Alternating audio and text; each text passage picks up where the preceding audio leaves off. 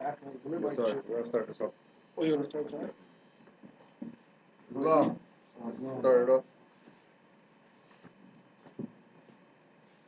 Five on the left, two on the right. Allah, the Father of the universe. Allah, the Father of the universe, Father of love. Father of love, Truth. truth, Peace.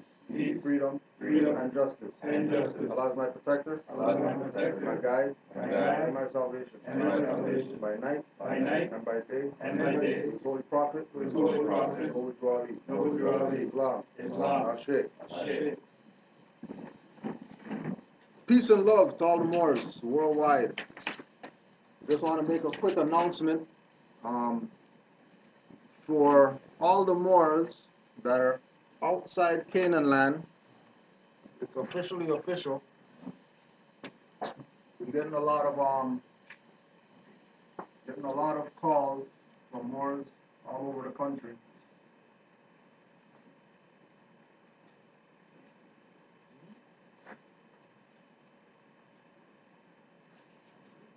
That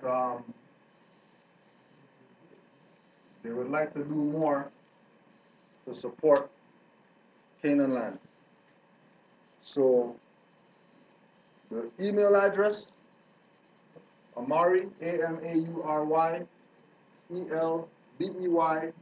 at hotmail.ca.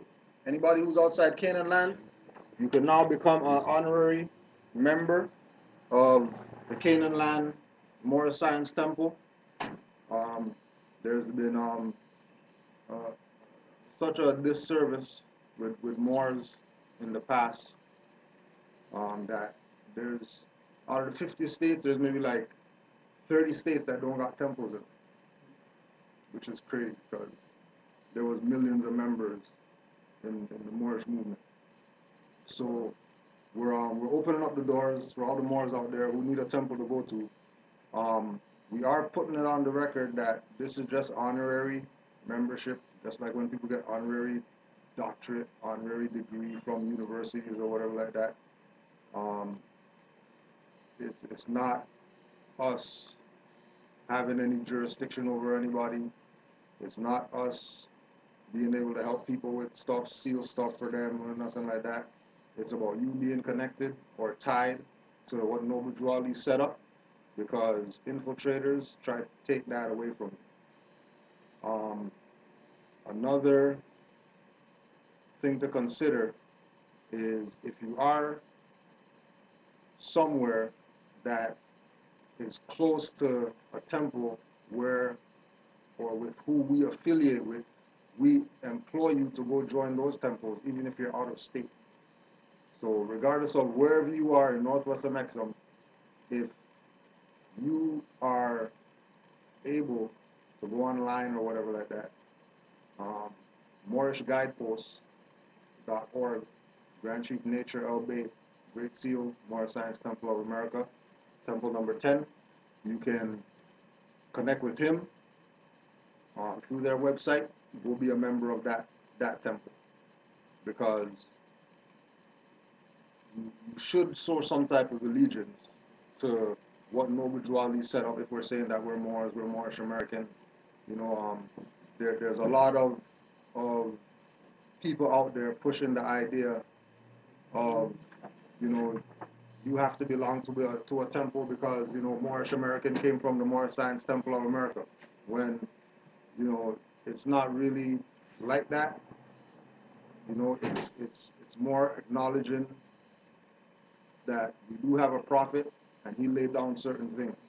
And the things that he laid down are coming through the avenue of the Moorish Science Temple of America, which is why people should be members of it.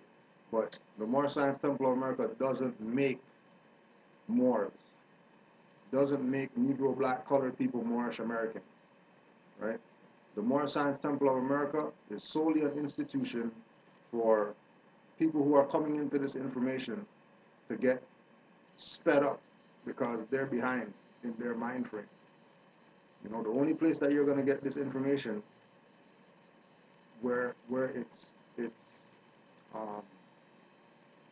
going to activate you spiritually is in the Moorish Science Temple of America, or people that are affiliated with the Moorish Science Temple of America from it as a perspective of a civic organization, teaching institution, not some religious building where you're going to pray to Noble Ali and like we tell people Moorish Science Temple, and then they get all discouraged because we think they think we're trying to convert them from something to something else or whatever like that. When that's not what this is about, right? So we want to also put out there our readings. There's 2 readings to be read every meeting, more than that, but the ones labeled to be read every meeting, we're gonna usually read one of those every week, just to put the energy out there, keep the prophet smiling from the soul plane. Because so many more has never read this that, they're getting their judgment or whatever. So a warning from the prophet to be read in every meeting. I hereby inform all members that they must put an end to all radical and agitating speeches while on their jobs, homes, or on the public streets. We advocate peace and not destruction. Stop trying out your cards with the Europeans, for it causes confusion. There has been much confusion caused by members trying out their cards. The cards are for your salvation. So keep in mind that this is 1929.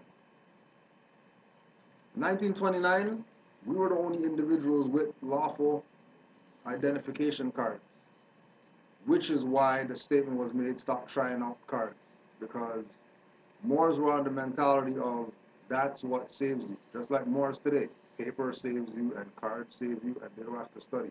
All they need is this card in their pocket, pull it out, and then that means that they're in a good position, right?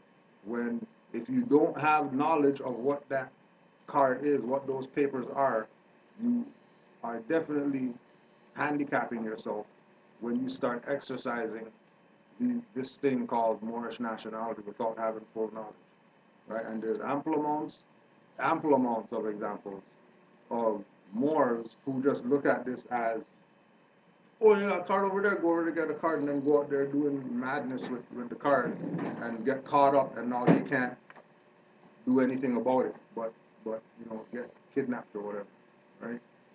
Don't mistake that with Moors who get kidnapped, but then they get released, and then they are still able to live. When we say kidnapped, we mean taken out of circulation, and you're not seeing out here again when we say kidnapped, right? We're not talking about detained.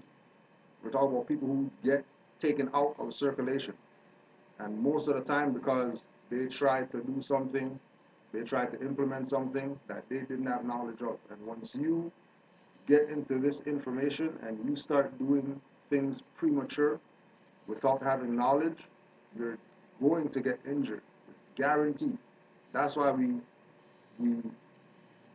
call out package sellers and those people, because they don't give people instructions, right? They don't explain, how deep this is when you say you are Moor or you are Moorish American or those guys are de facto, I challenge your jurisdiction. When you start talking like that, you better know what the hell you're talking about, because these people aren't playing around. You say it every week. People getting shot and shit like that right now. Like shot up.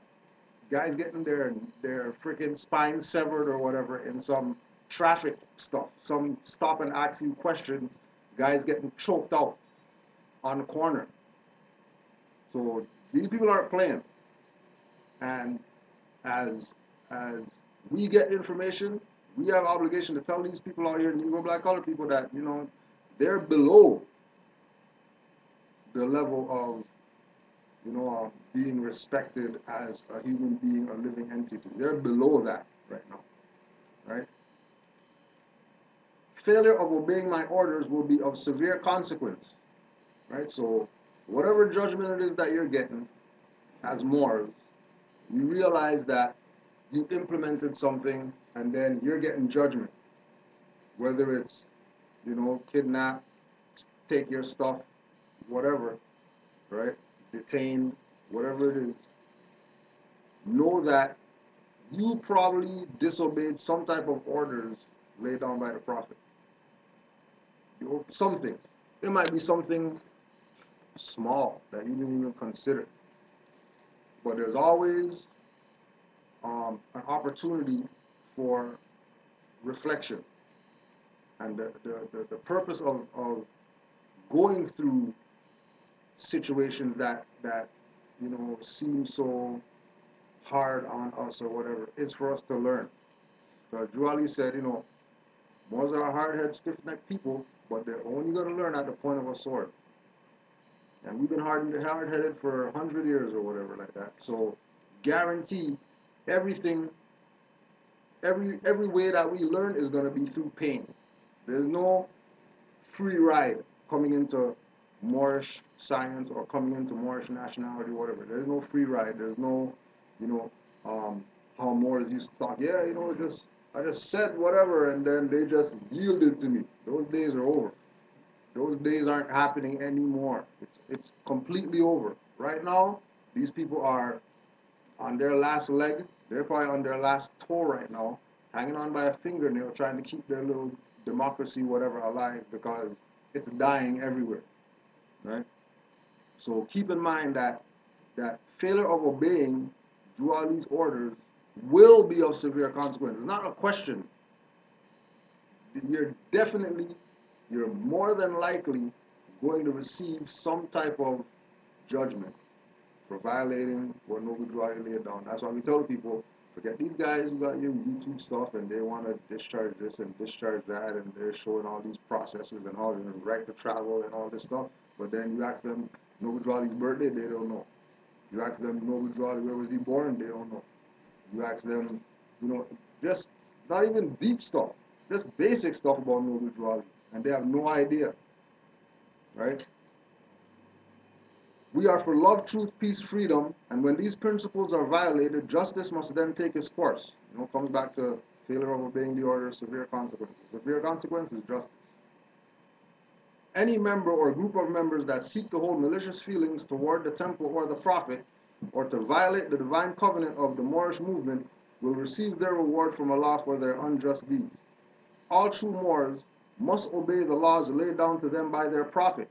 And if they lose confidence in their prophet, give up your card and button, cease wearing your turban or fez, and return to the state where I, the prophet, found you. For this is a holy and divine movement founded by the prophet Noble Drew Ali. Right? So Noble Drew Ali is putting it out there that this is a holy and divine movement, not this is a national and divine movement or a divine and national movement or whatever like that. This is holy and divine. So the spiritual nature that's weaved in the Moorish nationality is something that has to be considered first. There's a lot more. There's something that has to be considered first, and once the divine part is dealt with or considered or whatever, then you start going into the national perspective, right?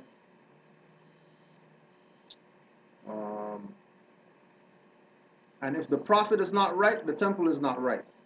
The prophet is sending out a divine plea to all true Moorish Americans that they may do their part in protecting their prophet and the temple. This is an everlasting movement founded by the prophet through the will of Allah to redeem his people from their sinful ways. Noble Drew Ali. Islam. So the order was given, laid out, and Moors took the position of being in denial of putting these letters out. And as we grow in this information, we'll realize more and more every single day, every single time we read it, that in order to spiritually align ourselves properly, we should consider the things that Noble Drew Ali laid down for the Moors. So, for example, there was no revelation or whatever, but there's been these instances of 11 going on. Time, wake up, everything out up to 11. Check the clock, it's 11. Text somebody, it's 11. Somebody text me, it's 11. Right? And it's like, okay, something's definitely up or whatever, right? Yeah. So, said, okay, let's just go to chapter 11, right? Let's just go to the Quran and see what's vibrating on this 11 frequency, so that we can so that we can put some things in perspective. You know what I mean? With regard to why is this repetitive theme going on? You know what I mean? And then also too, you can parallel that with 22, 33, 44, 55, whatever. You know what I mean? On the frequency of 11, right? So chapter 11 is Isa and Barada. Together they read the sacred books. And once again, we're putting this out there for us to see that the things that Noble Drew selected for the Moors to use as their teaching tools that he went and retrieved are of like most like divine spiritual nature, and we should really be considering more Noble Drew on a broader level. You know what I mean? Appreciating the fact that he went and retrieved these keys for us so that we're able to put our mind in a proper place when we're exercising our birthright, right? And again, this is a prophet that came for the nation. He was born amongst Moors, but he actually came for everybody out there, because at the time that he came, that's when you realize, HJR 192, all these things going on in the world, all these world wars and things like that going on, which means that everybody's in the pot of destruction right now. Nobody can't escape. Even so-called people who claim that, they're immune from, getting it, they're getting their judgment. You know what I mean? All these so-called bankers and whoever like that who's been living posh for the past however long, now those guys are taking building diving freaking exams because everybody's getting it right now. Everybody's getting it. Nobody's escaping. HDR 192 was chapter 11. What chapter, right? Chapter 11, right? And this is not bankruptcy either. Isa and Barada together, they read the sacred books. Among the Buddhist priests was one who saw the lofty wisdom in the words that Isa spoke. It was Barada Arebo. Together, Isa and Barada read the Jewish Psalms and prophets, read the Vedas, the Avesta, and the wisdom of Gautama. And as they read and talked about the possibilities of man, Barada said, Man is the marvel of the universe. He is part of everything, for he has been a living thing on every plane of life. Time was when man was not, and when he was a bit of formless substance in the moods of time, and then a protoplasm. By universal law, all things tend upward to a state of perfectness. The protoplast evolved, becoming worm, then reptile, bird, and beast, and then at last it reached the form of man. Now man himself is mind, and mind is here to gain perfection by experience. And mind is often manifest in fleshly form, and in the form best suited to its growth. So mind may manifest as worm or bird or beast or man. The time will come when everything of life will be evolved into the state of perfect man. And after man is man in perfectness, he will evolve to higher forms of life. And Isa said, Barada Arebo, who told you this? That man, which is man, may manifest in flesh of beast or bird or creeping thing. Barada said, from time which man remembers not, our priests have told us so, and so we know. And Isa said, enlighten Barabo, are you a mastermind and do not know that man knows not by being told? Man may believe what others say, but thus he never knows. If man would know, he must himself be what he knows. Do you remember, Arebo, when you were ape or bird or worm? Now if you have no better proving of your plea than that, the priests have told you, you do not know, you simply guess. Regard not then what any man has said. Let us forget the flesh and go with mind into the land of fleshless things. Mind never does forget. And backward through the ages masterminds can trace themselves, and thus they know. Time never was when man was not. That which begins will have an end. If man was not, the time will come when he will not exist. From Allah's own record book we read, the triune Allah breathed forth and stood 7 spirits before his face. The Hebrews called these 7 spirits Elohim, and these are they who in the boundless power created everything that is or was. These spirits of the triune Allah moved on the face of boundless space, and 7 others were, and every other had its form of life.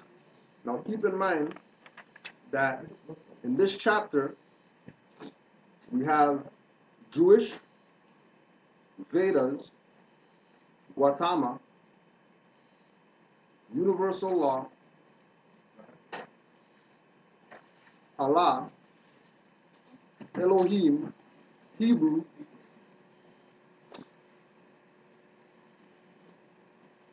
which are all these different schools of thought that all our people say they belong to. Right? All these different schools of thought mentioned this one chapter. Letting it be known, he says, letting it be known that there is no separation, like how these people talk about, they're part of this group, they're part of that, they're part of whatever like that. They don't want to be Moors because, Moors do this, Moors do that, right? All the schools of thought are mentioned in this chapter, which was presented to the Moors by Noble Drew Ali, right? So he ended when we have the statement that Noble Drew Ali took away all the secrets, right? When we have statements of, Noble Drew Ali is a prophet, watch his prophecies and all that type of stuff. These are all the things, because like we've been telling people, there's a brother out here, right, who's Nuwapian, and he's taken the position of recognizing that what Malachi York did with the Nuwapians was prepare them with everything that they need to exercise and be nationals under the jurisdiction of quote unquote Nuwapian. So he got his case or whatever that he's doing. Like we told people, case is big like this. You know what I mean? He has the folder like this or whatever, right? And we're pushing them to exercise their nationality and birthrights as Nuwapians using what they have. Forget what Moorish Science Temple of America has. Forget about, how we demonstrate. You guys have your own stuff. Show them that they got their own seal. Show them that they have their own constitution. And then light's gonna go off. Because what they start to realize is that they've had these stuff for all these years and never used it ever. They've had a seal. The Nuwapian Nation of Moors have their own seal, right? Their own seal, with their own symbology on it that comes from Nuwapians. Their own establishment date written on the bottom. Just like our seal has a date on it or whatever like that. Just like corporate seal out there has a date. Just like you're going to go to notary and they got date on their seal or whatever, say that they got authority from whoever, right? They're realizing that they have this power. You know what I mean? And it's not a thing of, them going out and, yeah, well, the Moors put us on to whatever like that. It's recognizing what you have. So all these individuals that are in all these different groups and all these different schools of thought that are claiming that they can't be Moors or they're not Moors or they don't want nothing to do with Moors, they have to recognize for themselves, right? They have to recognize. Forget, just like Issa's telling Barabo, you only know what man's been told. You call yourself mastermind. No different than these people out there call themselves conscious, cognizant, or whatever. You tell me you're so conscious or whatever, but you're going to say that, ancient Kemetans aren't Moors because your Kemetic teacher never mentioned Moors. Well, George G.M. James said Moors are the custodians of Egyptian culture. And when they invaded Spain, they brought with them the culture that they got from Kemet or Egypt. Doesn't that mean that it's the same science? Doesn't that mean it's the same information? That there's no separation? So as soon as we start um, chasing after men, right, instead of being what we know, instead of studying, then we're going to get lost. Which is why, again, that we push Moors to consider a little bit more what Noble Drew Ali laid down for you. Because the things that Noble Drew Ali laid down was for us to get our mind right so our body could do things properly instead of doing things in conflict with itself all the time. All these are they who, in their boundless power, created everything that is or was. These spirits of the triune Allah moved on the face of boundless space, and 7 others were, and every other had its form of life.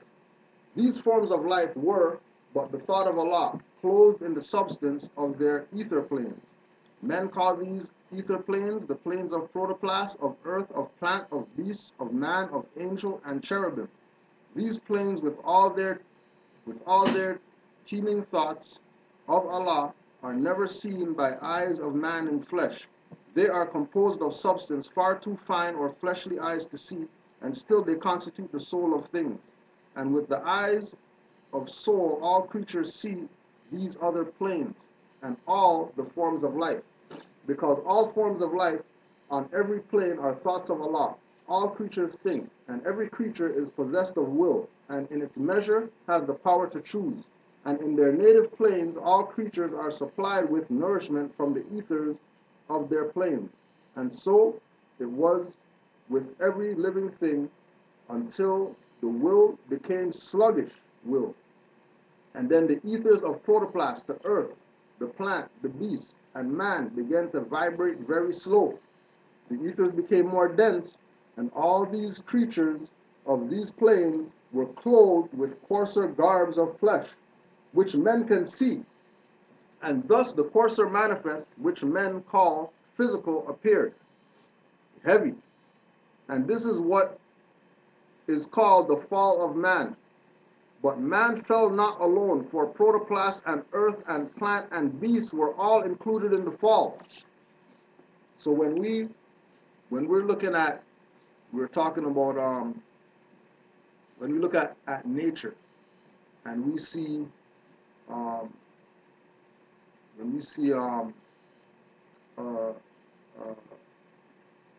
monkey having sex with a duck or whatever, and pigeons, eating whatever, hot dogs, hamburgers, pigeon eating out the garbage or whatever like that, that's letting us know that those existences from different planes also fell.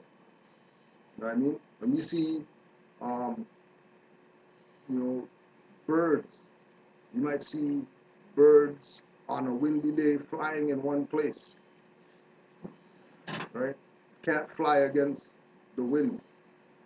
Little bird not supposed to be able to fly against the wind. Logically, you fly with the wind. Like, why would you try to fly against the wind, right? So everything fell. The angels and the cherubim fell not. Their will was never strong. Their will were never strong, and so they held their ethers of their planes in harmony with Allah. Now when the ether reached the rate of atmosphere, and all the creatures of these planes must get their food from atmosphere, the conflict came. And then that which the finite man calls survival of the best became law. The stronger ate the bodies of the weaker manifest. And here is where the carnal of evolution had its rise. And now man in his utter shamelessness strikes down and eats the beast, and the beast consumes the plant, and the plant thrives on the earth, and the earth absorbs the protoplasm. In yonder kingdom of the soul, this carnal evolution is not known, and the great work of masterminds is to restore the heritage of man, to bring him back to his estate that he had lost when he again will live upon the ethers of his native plane. That's and so that's why Noble Drew brought us 5 and 2. The Moors to understand why we do that. There are Moors who've been doing that and not really understanding that chapter is that that's the 5. Right? The plant, the beast, the protoplasm, the earth, and man. And then we serve them in the church. Right. And the unification of the two. This was in the middle. Right. Right. And more.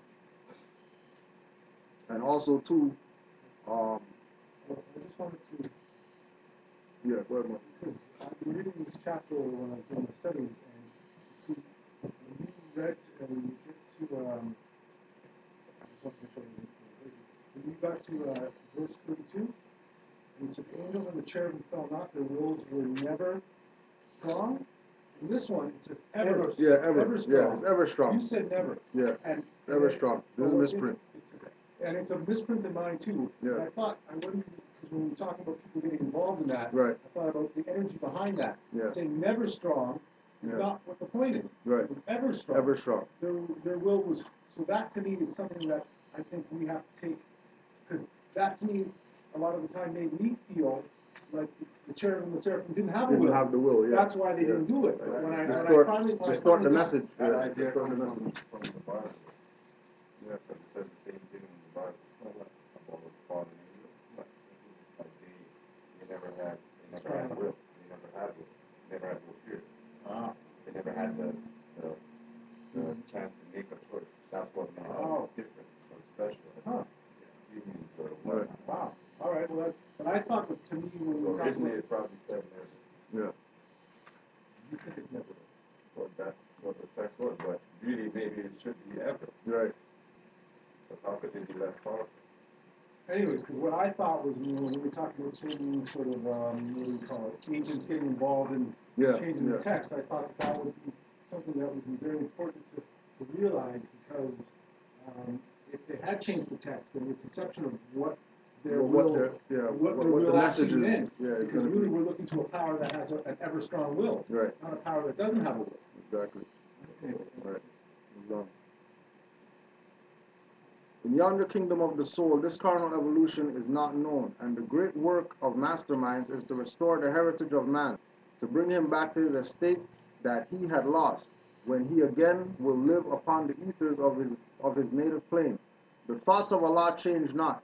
The manifest of life on every plane unfolds into perfection of their kind, and as the thought of Allah can never die, there is not death to any being of the 7 ethers of the 7 spirits of the triune Allah. And so an earth is never plant, a beast or bird or creeping thing is never man, and man is not and cannot be a beast or bird or creeping thing. The time will come when all these manifests will be absorbed, and man and beast and plant and earth and protoplasm will be redeemed. Bharata was amazed. The wisdom of the Jewish sage was a revelation unto him. Now Vidyapati, wisest of the Indian sages, chief of the temple Kapavistu, heard Bharata speak to Isa of the origin of man, and heard the answer of the Hebrew prophet. And he said, You priests of Kapavistu, hear me speak. We stand today upon a crest of time. 6 time ago, a master soul was born, who gave a glorious light to man, and now a master sage stands in the temple of Kapavistu. The Hebrew prophet is the rising star of wisdom. Deified, he brings to us a knowledge of the secret things of Allah, and all the world will hear his words and glorify his name. You priests of temple Kapavistu, stay, be still and listen when he speaks. He is the living oracle of Allah, and all the priests gave thanks and praised the Buddha of enlightenment. Islam. So then once again, at the end, we have that repetitive theme of there's no separation. You have the Jews, you have the Indians, the Hindus, you have the Buddhists, all these people as one people learning. right? So we just wanted to get that 11 out there, just because we're playing hard. Now, we want to also touch on, throw this out there, in the habeas corpus, because we're going to deal with that. Now, we know about man falling, right, to the state. We know about man falling to the state of Sure they're ready for that. the beast, right? Now,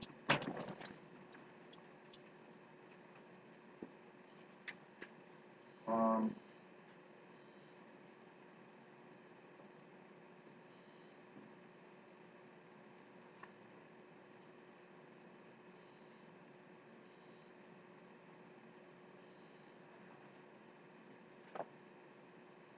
so there's two races on the planet. Really one race, but we're gonna use, you know, phenotype and concentrations of melanin or whatever to clarify who is who.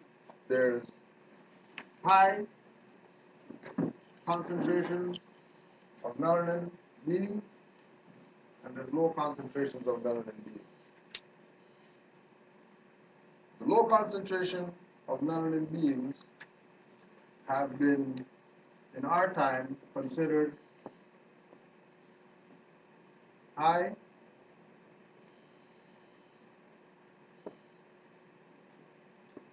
and middle class, mainly, right? The Moors were the superior class, but as we know, the Moors fell to the level of Negro black colored.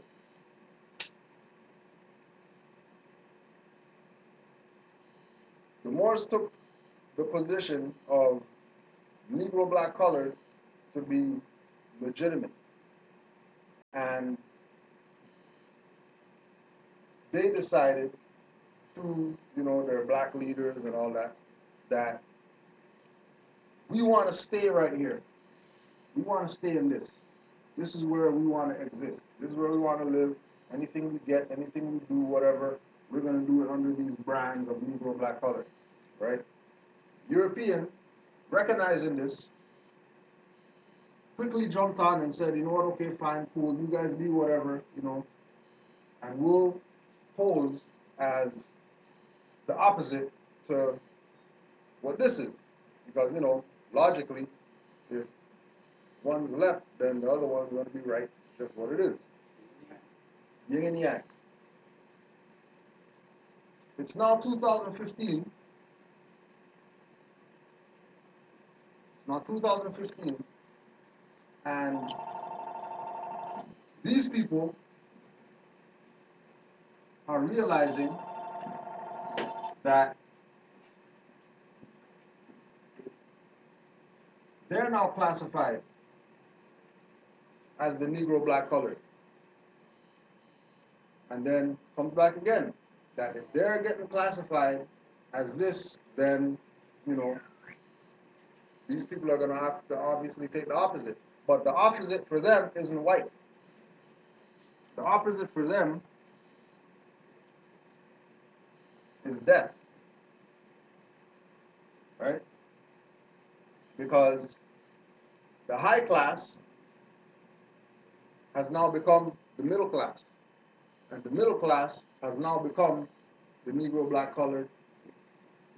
And these individuals right here, who they're claiming that they are Negro black colored, African, whatever, they are being classified as non-existent as far as humanity is concerned. And because they're non-existent, or because they're non-human, they're not recognized and don't have any type of standing whatsoever. So, to verify this, right? Yes, sir.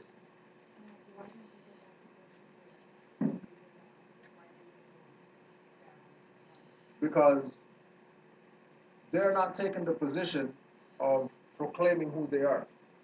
They want somebody else to tell them who they are. If they took the position of claiming who they are, then they would proclaim who they are, right? Just like the Quran was saying, right? And then they would be what they know, the superior. But they don't want to be what they know. They Negro, black, colored people are stuck in a slave mentality. So being that they're stuck in the slave mentality, the only individual that is gonna um, validate them according to them is their slave master. And the slave master doesn't say be Moors, then it's not even anything that they're gonna consider, right? When they should, right? So, like you're saying, if they're gonna fall to this, then automatically these people should be back in their superior position, right? Same thing, logically, it should be like that. But in the age that we're living in right now,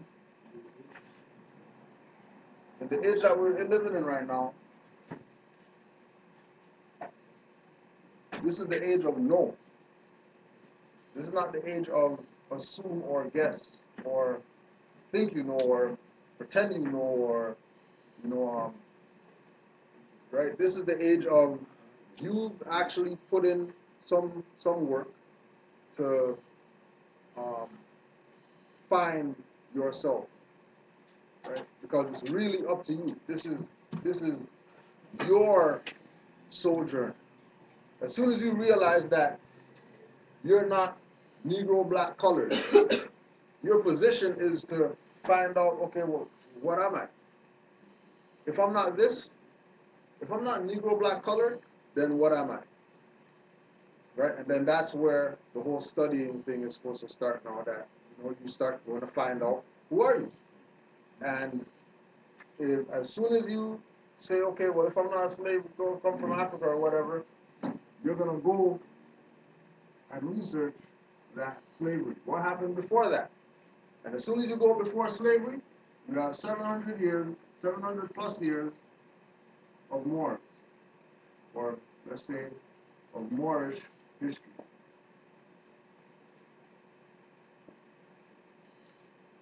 That nobody ever talks about if they're coming out of this. The only people who talk about this are people who recognize Noble Drew Ali and recognize that he told you if you're not this, who you are, which would give you a clearer direction of where you're supposed to go, opposed to realizing for yourself that you're not Negro, black, colored, right? And then just going to try to find how, where you are. Noble Drew Ali gave you the direction. He said, we're not Negro, black, colored, we're Moors. So you have a reference point to use to trace yourself, opposed to just being open, and you can go into, if you're not Negro, black, colored, you can go into anything to find who you are. But it's going to be a longer process because now you have to decipher all this information, which through reconstruction of history, there's name changes and all that stuff. You're going to be reading about things that you think has nothing to do with you when it's really you that they're talking about. But because we don't know these names that they changed, you know what I mean? You get lost. And, once people are lost, then they get distracted and then they just throw in the towel and they say, forget it, I'm going to stay black because I can't even find anything about myself. And then on top of that, they're not Negro, black, colored, but when they go do their research, they're doing their research from the perspective of Negro, black, colored. Right? They're looking for Negroes in antiquity, blacks in antiquity, colored people in antiquity, which is something that you won't find in Islam. It's something that you won't find, right? So we wanted to use these people's the Negro, black, colored God, right? The European, to show them that they already know that Negro, black, colored people have no rights and they don't respect them or whatever like that. They already know that. It's not something that They just decided to start shooting people on the street. They just decided to choke people out. They gave these people time to correct themselves. They sat there, waited for people. All right, let's see what y'all gonna do. Because slavery is abolished. So if slavery is abolished, then logically you should be trying to detach yourself from slavery. If slavery is abolished, and then you're gonna go celebrate, every year you're celebrating the abolition of slavery or whatever like that. So there should be um, something done on behalf of the individual who was claiming to be enslaved if slavery is abolished. Slavery is not going to be abolished and then you're just going to sit there wondering what to do next. You're going to take some steps. So you have majority of um, these individuals, which, remember, Negro, black, colored seeps into the jurisdiction of the conscious people who know their self. The people who know themselves claim that they know themselves, that they call themselves black. There's people who claim to know themselves that call themselves continent. Say, I'm African. But when you go and talk to all the 54 nations, they don't say that they're African. They say a name of a landmass, a country. They don't call themselves a continent, right? Even over here, you don't hear, quote unquote people say they're American. Only Europeans talk like that. Majority of people here say Brazilian, Dominican, Haitian, whatever like that. They identify with some type of country, right? So these people's God came out, I think it was last week, the 20th. The 20th of April. They came out with this article about two chimpanzees, right? Two chimpanzees being recognized as legal persons under the purview of the writ of habeas corpus, right? You have got writ of habeas corpus that we'll just get. Habeas corpus. You have the body. The names given to a variety of writ, of which these were anciently the empathic words, having for their object to bring a party before a court or judge. In common usage, and whenever these words are used alone, they are understood to mean the habeas corpus, that's ad, ad sub, ad subjiciens dum, hope I pronounced that right. Then it goes on into a bunch of case like Danny versus Owens. Right. So habeas corpus means you have the body. Judge recognizes two chimpanzees as legal persons, grants them writ of habeas corpus. This is April 20th, 2015. Now, if we backtrack a little bit, there was a lecture that the Moors did, Canaanland Moors did. It's on YouTube. There's a lecture that Canaanland Moors did, a Skype lecture that we did with this Moor who came out to be dirty by the name of Nanya Shabu El. And one of the sneak attacks that Nanya Shabu El did in the presentation was get the Moors who were here to disown who they considered master teacher, right? By putting out information to prove that, our master teacher's wrong, he's right, or whatever like that. And because of this rift, causes some people to say, forget you guys, you guys don't know what they're talking about, that guy's right, you heard him say whatever like that. And they left temple and all that type of stuff, right? one of his arguments was that the writ of habeas corpus can't be used by Moors. The writ of habeas corpus can't be used. There's these Moors out there talking about the writ of habeas corpus and how, you can use the writ of habeas corpus if somebody gets kidnapped. You can file that document with the court to get people released, blah, blah, blah. And his position was that the writ of habeas corpus was suspended. So because the writ of habeas corpus is suspended, the people who were pushing use the writ of habeas corpus were technically running a fraud, because they're telling you, a suspended instrument could be used, or a suspended process could be used in order to do something, with regard to courts or whatever like that, when it can't happen. 2015 comes up now. These same people, right, so-called court judges, whatever like that, they're using the so-called suspended process, right, in order to make chimpanzees legal people. Because, the chimpanzees are, natural to the land, and, certain people don't have jurisdiction to put them in a zoo because, over here they have a sanctuary for chimpanzees or whatever like that. And, why you guys just put the chimpanzees in the sanctuary? You're supposed to put them in the zoo, right? And so, and keep in mind, certain things that they put out. The non-human rights project issued the following press release this afternoon. Right, so there's this group of people named the non-human rights people, right, that deal with animal cruelty or whatever. First time in world history. First time in world history. It's not just over here. It's in the world. First time in world history, judge recognizes 2 chimpanzees as legal persons, grants them writ of habeas corpus.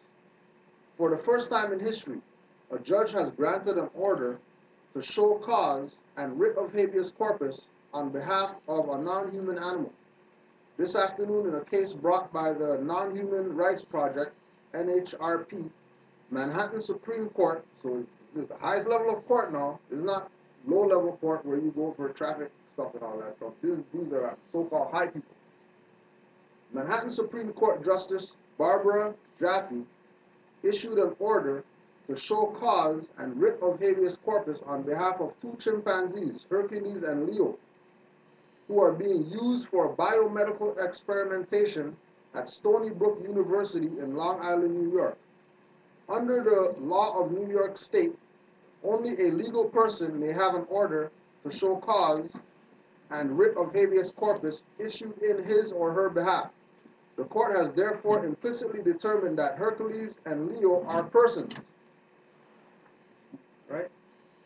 So they're recognizing that these chimpanzees, these 2 chimpanzees, are recognized from a lawful perspective as persons. We already know there's natural persons, corporate persons, artificial persons, etc. Right? So they could be in the jurisdiction of a person. Right? A common law writ of habeas corpus involves a 2-step process. First, a justice issues the order to show cause, and a writ of habeas corpus, which the Non-Human Rights Project then serves on Stony Brook University.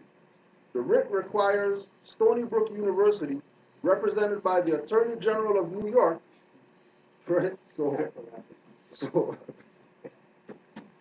So Stony Brook University is represented by the Attorney General of New York, not just an attorney. Not just go out there and go to that building over there. They say, yeah, we deal with cases or whatever like that. Hire that guy. They have the Attorney General as their representative. Right? which we're just letting you know that Attorney General knows what's up, right? Because Moors always have this situation where they'll send writs and then they CC the Attorney General, you know what I mean, and then the Attorney General is usually the one who only writes back, you know what I'm saying, and makes the statements of you got to handle your obligations or whatever like that, you're doing this scam of whatever this and that, because he's the one that is on the birth certificate. He's the one that's tied to all these corporate instruments that we're trying to get ourselves out the jurisdiction of, right? And also too, general is the highest office in the military. So recognize that they are exercising their war powers, in time when there's no war. Here at least, they might go to other places in the world and start wars with people, but there's no war here. So there's no need for a quote unquote general, especially an attorney general, right?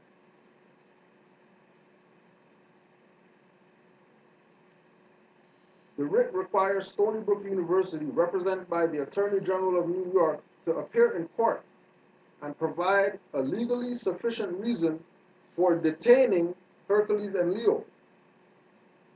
Right? The court has scheduled a hearing for May 6, 2015, though it may be moved to a later date in May.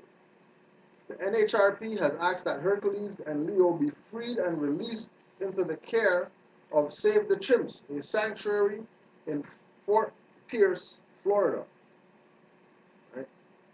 Fort Pierce, Florida.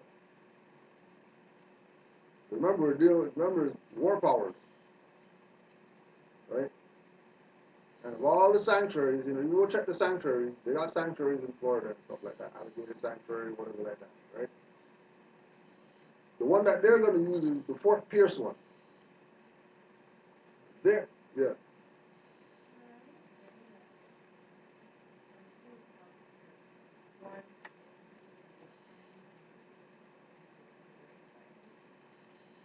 But we're saying that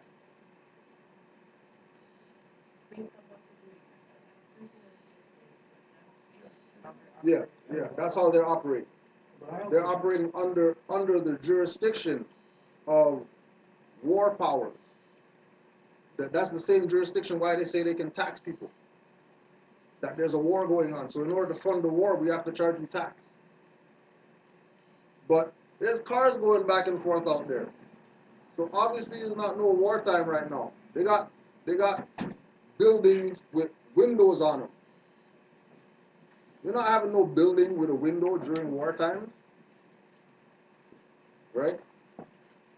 But if the people aren't standing up for what's right, then they're gonna do what's wrong all the time, with no regard for anything, not human life, animal life, whatever. They don't care. But at the same time, we have to recognize that even though this is dealing with two non-human species, they're dealing with law. They're dealing with the same stuff that Moors been telling these people deal with in order for them to be free. Oh, you got some issue or whatever? Okay, we're proclaiming nationality, which is pretty much what they're doing with these chimpanzees. They're getting them out of the status of animal into the status of person.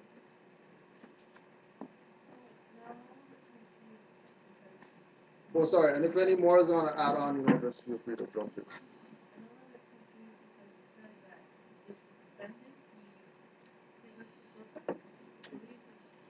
That was a claim by a dirty Moor to try to justify his position so he can get members.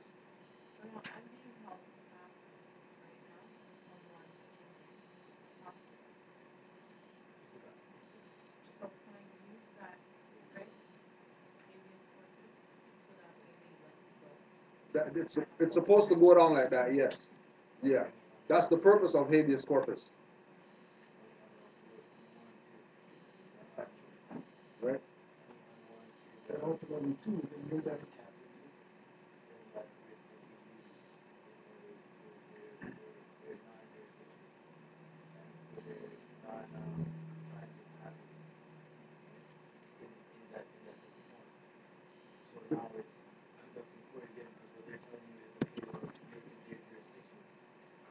they have reason and right to Do whatever they do. right to do what they do and have you with their lesson in their captivity. It's just that's what we contract now so that longer that we put on them because we don't go through the whole process of sitting down with them and having them say, okay, well, we feel this is right and this is what our outcome would be. If you go to RV Bay Publications website, under public notice section, there's um, a paper trail on that page with regard to Moors using a writ of habeas corpus to get a Moor who was kidnapped out, using a writ of habeas corpus. That certain people are going to say it's suspended or whatever like that. Same habeas corpus that they use to get these chimps out of your jurisdiction.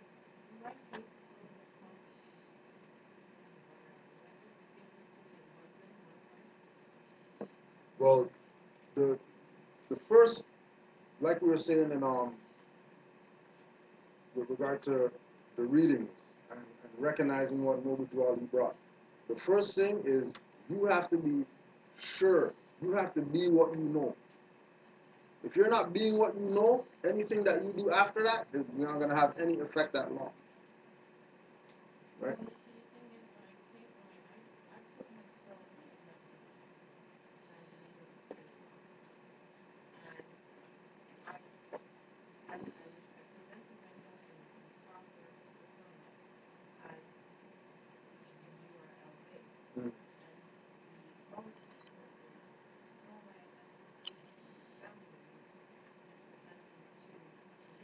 Now, one thing, if that you have to consider, when you say I'm in propria persona, right, and then you have family members, and they don't recognize that you're going through this process of correcting yourself, and they're still calling you that name that they gave you when you were born, and stuff like that, they're now an overseer, and they work with those people. It's not it's not a negative on your family or whatever. Still love them, care about them or whatever like that. But your perspective, being that you're on this level of information, that's how you're looking at it. You're not looking at it as, well, these officers came and they used their power to get the thing and now they have me under jurisdiction. Your people should have known, what do you mean you want? That's not who that is or whatever. She doesn't go by these instruments no more. Why don't you go to her and ask her who she is? Why are you guys coming to us? Right? Which is why they even do that. Right? Which is why, right? Which is why we have Moor Science Temple, so that you can recognize who your real family is. And when you start dealing with things metaphysically and esoterically, you start realizing that the people who brought you into the world, they might not even be your family. They might be enemies to the cause. And it's not a negative. You still love them. You know what I mean? Mom has, Easter. You still go eat a plate or whatever like that. It's not to beat them up, but it's recognizing, right? It's recognizing what's really been going on that we haven't been thinking about. We're looking at this thing just as, they just went there, they got the whatever it is, license, birth certificate, whatever, Yeah, this serious, right? But again, what? Now let's look at the situation again, right? They're exercising under the guise of assumed jurisdiction. So jurisdiction that you gave them, unfortunately. That was part of this is all in hindsight, right? Then forcibly, if you wanted, the fact that you went to them and said that, I have an instance around that of section 11 where any doctor 11 again. any doctor can take a look at you and if he deems that you're not capable, he can sort of basically take your powers away from you. That's sort of where we're at. So unfortunately, you have to do exactly what it is. So what you have to do is you're in a bit of a pickle because ultimately you sort of have signed that over. Any sort of your activity. So you give consent. So any of that, so you give them consent to say that you're not able to consent. Yeah. Consent could be verbal. Yeah. Than writing.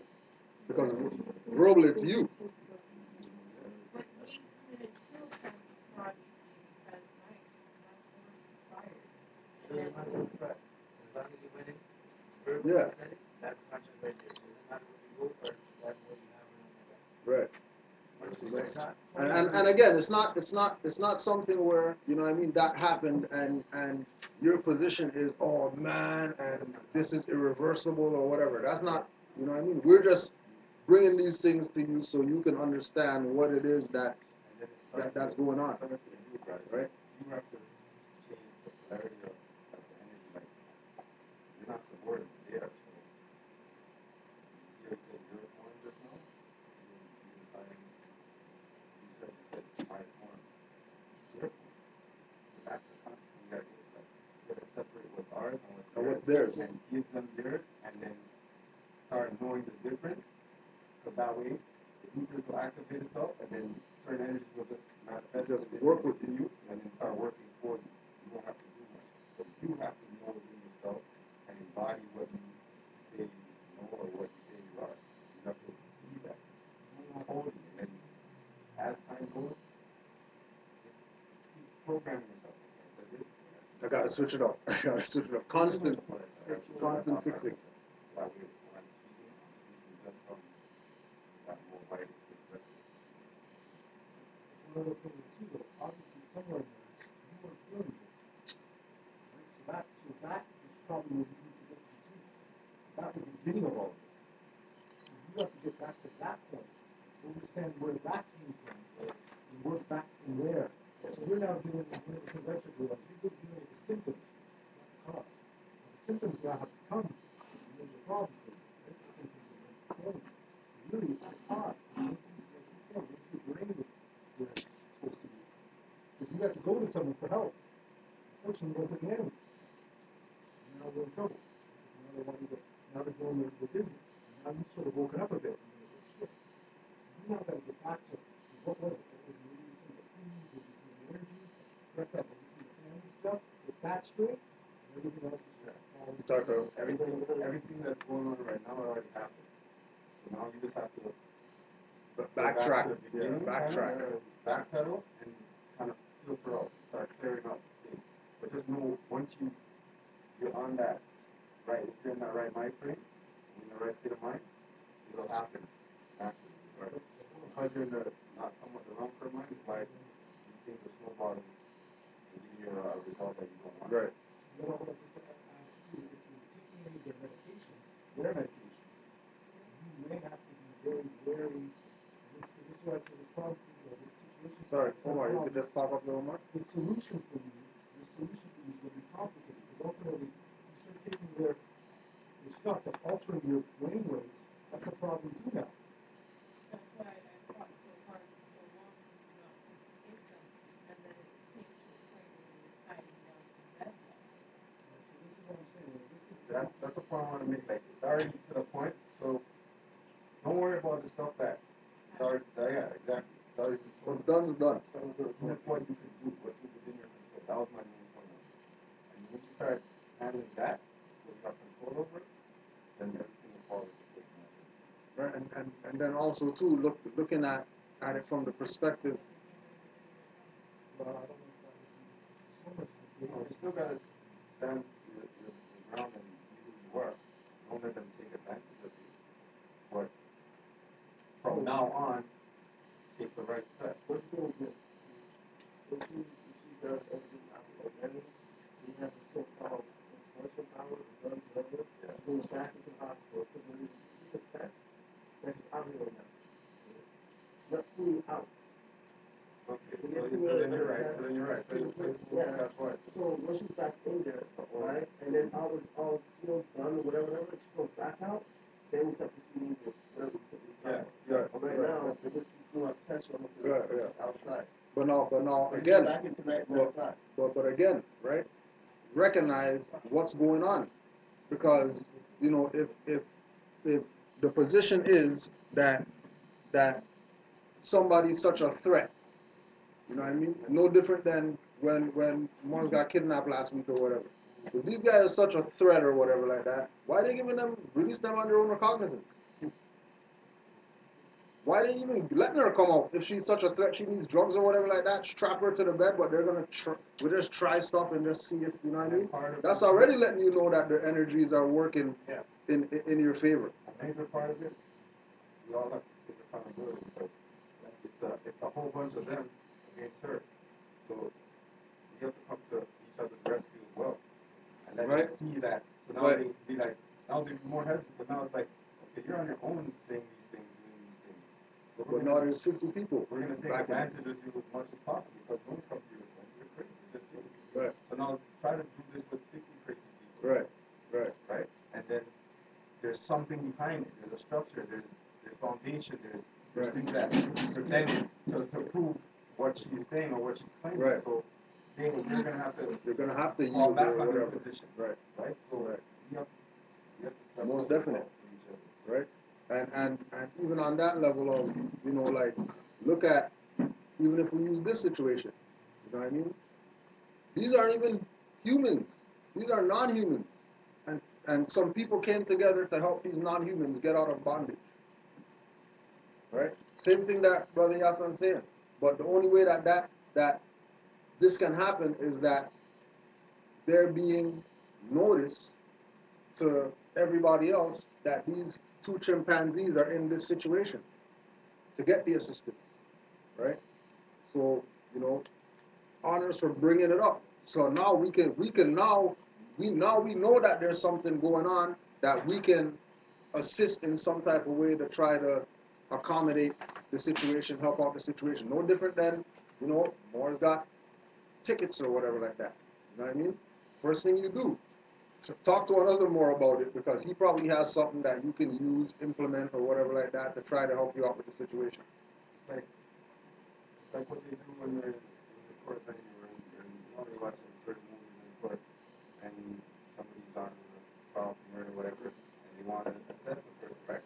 Both parties, the Crown and the defense, are bringing in both their psychologists to give an assessment. So like, okay, you're saying she's this, prove it. Because we have someone here who is just as qualified. Right. That's contrary to contrary to what you guys are saying. So what gives you the right to say that she's this and if you see something different? So make them have to justify their position instead of us trying to defend. Right. Make them defend. Sorry,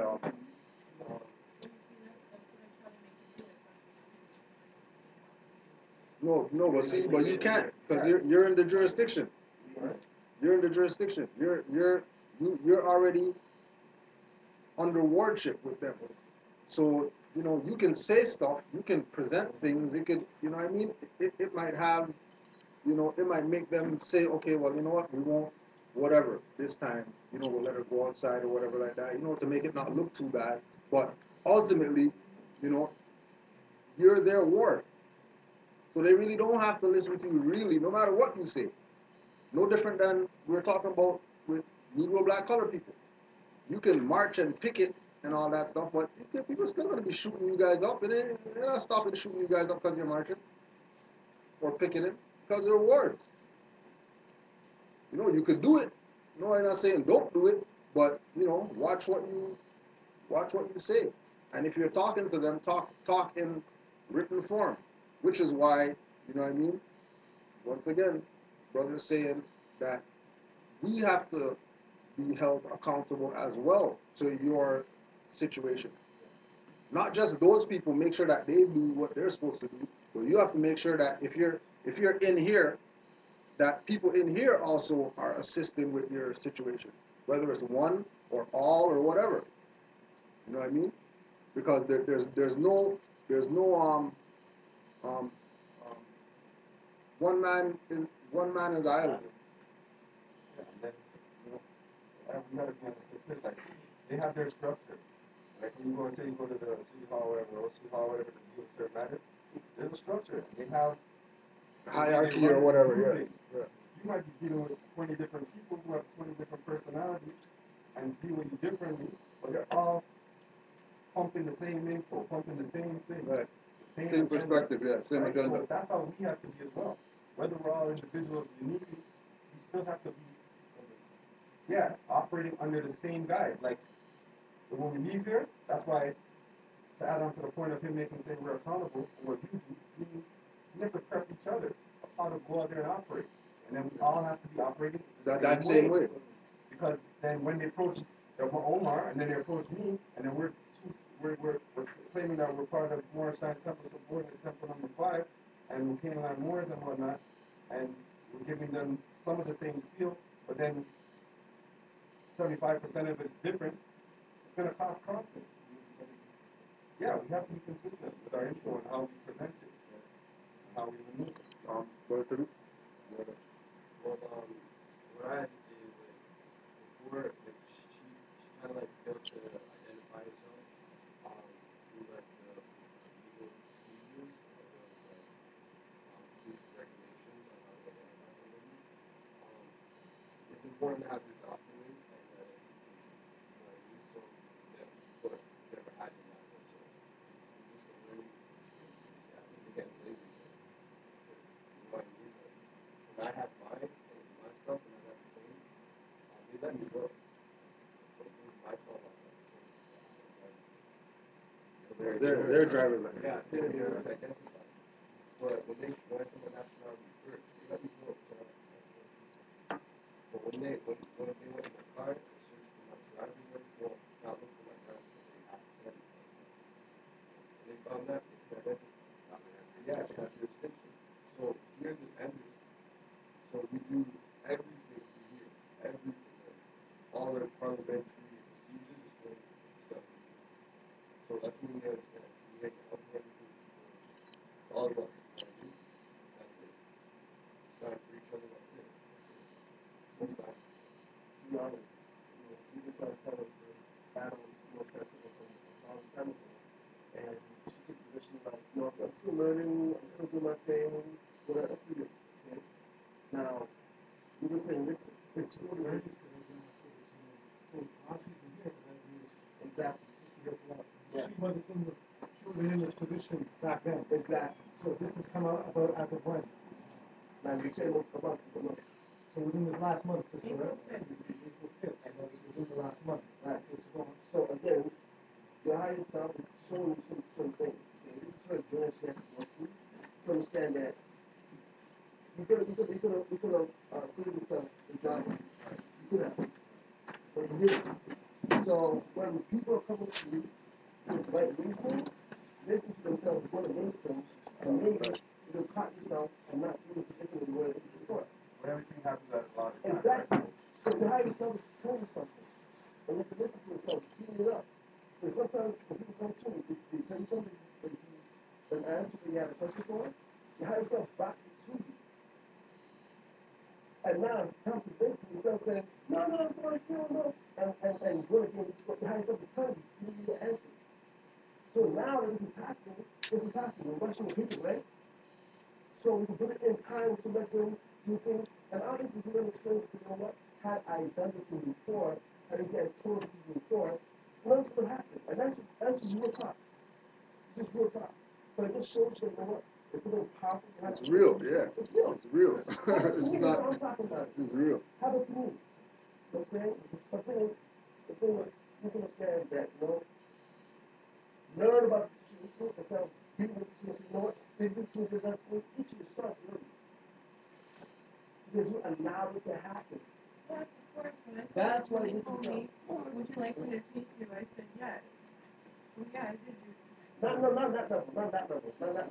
But that's the manifestation of it. Exactly. That's the result. That's That's the conflict of those two energies. Right. Exactly. Right. But anyways, just wanted to say, I'll let you finish, but where you are probably correct, and you said this before, if you've gotten yourself into a situation like this, it may be best, like you say, to just, ask them, if I'm good, are you gonna, you know what I mean? You may have to follow by what they're saying right now. So It might even be easy as, whoever the individual is that you're dealing with, right? If if you have power of attorney, if somebody has power of attorney over you, right?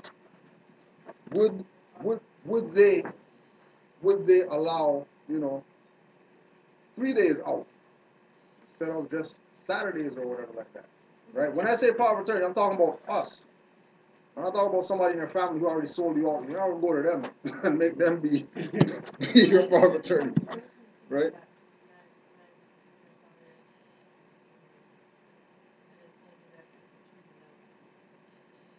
So it said that you can choose what? Another. Yeah, so you choose another.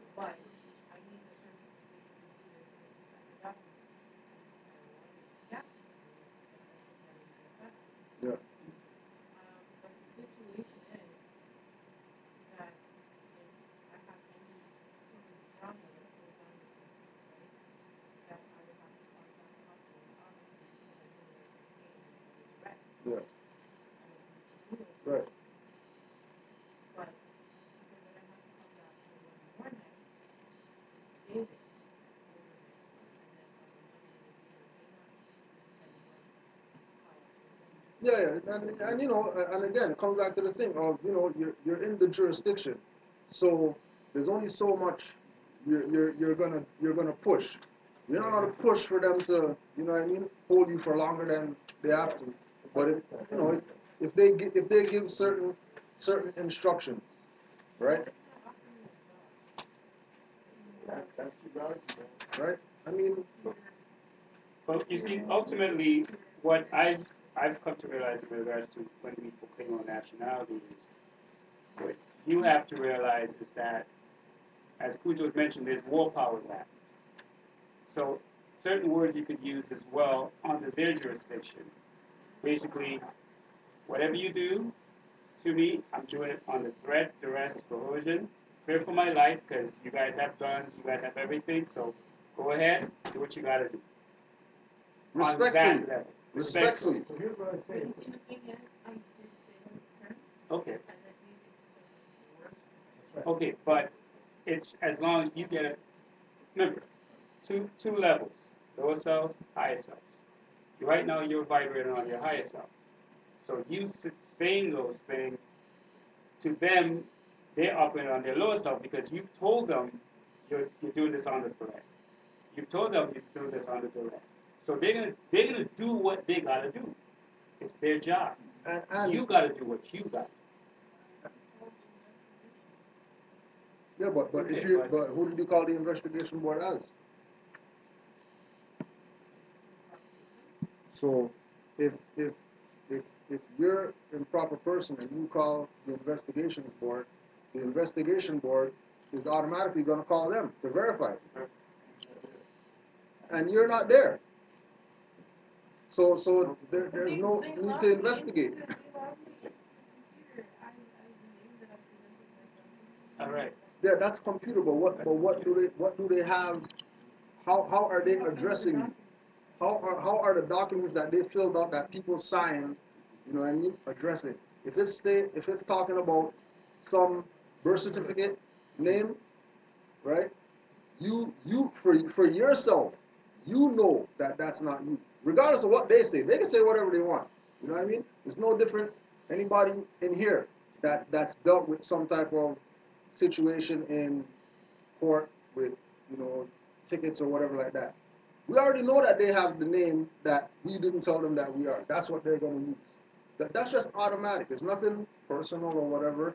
Those guys are corporate, so they can only use corporate names. They can't use free national names because as soon as they use a free national name, now they're human traffickers and they can get sued in international law. Forget about what they did and all that stuff. Just for the fact that city of Toronto says Kudro Adwo, they can get sued. That's human trafficking. Just by them uttering it. Because they're corporate. They don't have jurisdiction over real. This is why they made the chimpanzees persons. They made them corporate. So now the other corporations, University of whatever and whatever now all these people have a say in this situation with these chimpanzees who are non-human and have nothing to do with these corporate people. What chimpanzee have to do with university or whatever and, doing tests and using them as test subjects and all that stuff? You know what I mean? But, go ahead, All I would say to you is, hold the line right now. All we're doing is, your freedom is, look at this as if this is a jail, right? You're offering to time out. So what you're looking to do is keep following what the man is saying. What you then want to do is start collecting documentation. No, the notes from them. You say, oh, you're holding me here. Can I get this from my counselor, my lawyer, if that's the kind of thing? Because copies of that. Because it's all the paper trail. Paper trail. So you get all the papers that they have for you while following them, while not raising any smart. Just be calm and do what you want me to dance. I'm dancing. Let me out, fine. You keep collecting the paper. This document exists for you. Then you come back to us and take that and challenge them. But only when you're in a position where you are somewhat free and able to do that. You're not going to do that from jail, though you can. That could be. You can, but it's not. You can't do anything from inside. So follow them. Follow what they say. You got to come back tonight. Come back tonight and smile. And say yes. Go to bed. Get up. Take whatever medication if it's forcing you. If you not take it, if you don't want it, don't take it. If it's helping you, take it. Do whatever you need to do. Get out. I need documentation to take to my counselor or to my power of attorney. He wants these. I need that. I need those papers. Because then that's the paperwork that's going to screw them. Because they're hiding it. Yeah, I would hide it too if I'm them. Right. I would hide it too. The issue is that you're That's the saying whole that point. You need this. You want this. But as you keep moving along, and then keep coming back here, this is the first we've heard of this. This is crazy. Right? You're just here today telling us, like this. So how, you know what I mean? Like that's, man, you put us in a position. We have nothing to go on. This is that I know what to do. Right? You go in there, make sure that so that you want to do. So now, this is really good.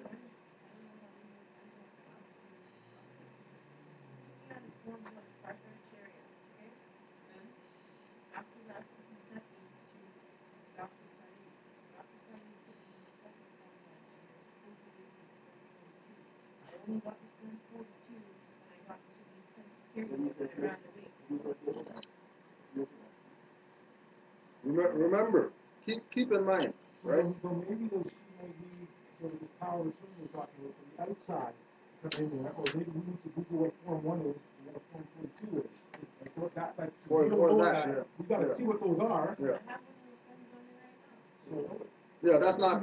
We'll do that after. yeah, That's we'll not do that. for What right I'm now. saying is, But what you need to do is possibly because we're treating you as a child right now, you've got to get whoever they say, when you see them wants to be your father, you've got to now then change that power of attorney to someone who's looking at your interests.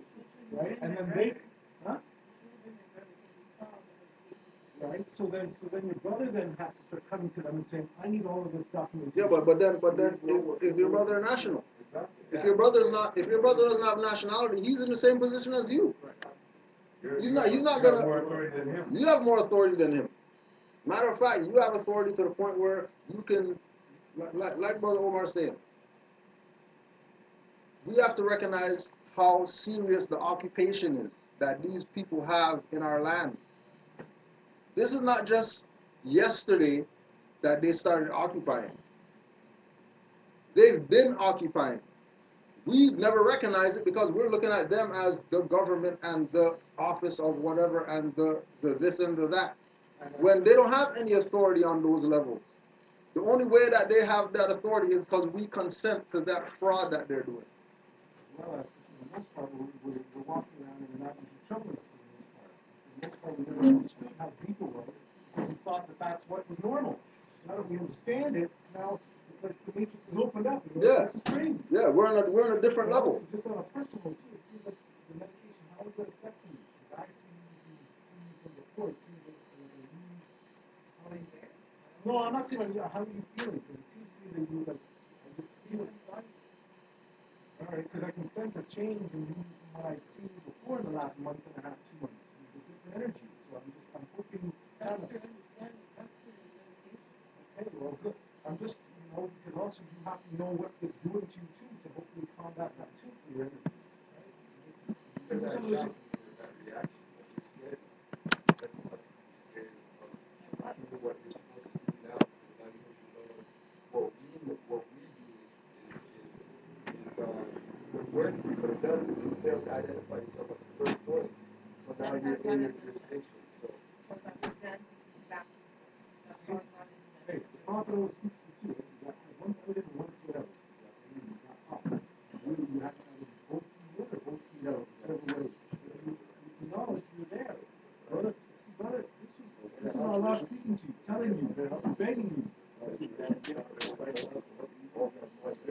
So common sense, logical thought. Let me say this to you. One of the things I've learned too. There is no mistakes. Failure is the key to success. You now know that this is your path. This is your path. This is your path now. This is for you now. You're gonna bow out of this, and you're gonna become that person. Don't have any fear. Know this is on, but realize this right here, right now, today. Play the game right now. Get your freedom. Because once they have you inside, you got to be out. But once you're outside, you keep them off of you. You got to play the game. Go there tonight and be quiet. Don't open your mouth. Don't ask. Don't say any threat to rest. Just say, how else can I get some more time out? I want to go to church.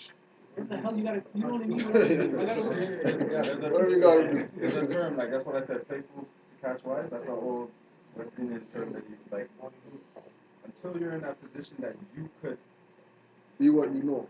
yeah, be what you know, and then right now they have that somewhat jurisdiction, then you might have to play the role, but within that, knowing within yourself that You're not really you playing haven't with really abandoned, nor relinquished, nor given up any of your rights, even though they're taking and violating them.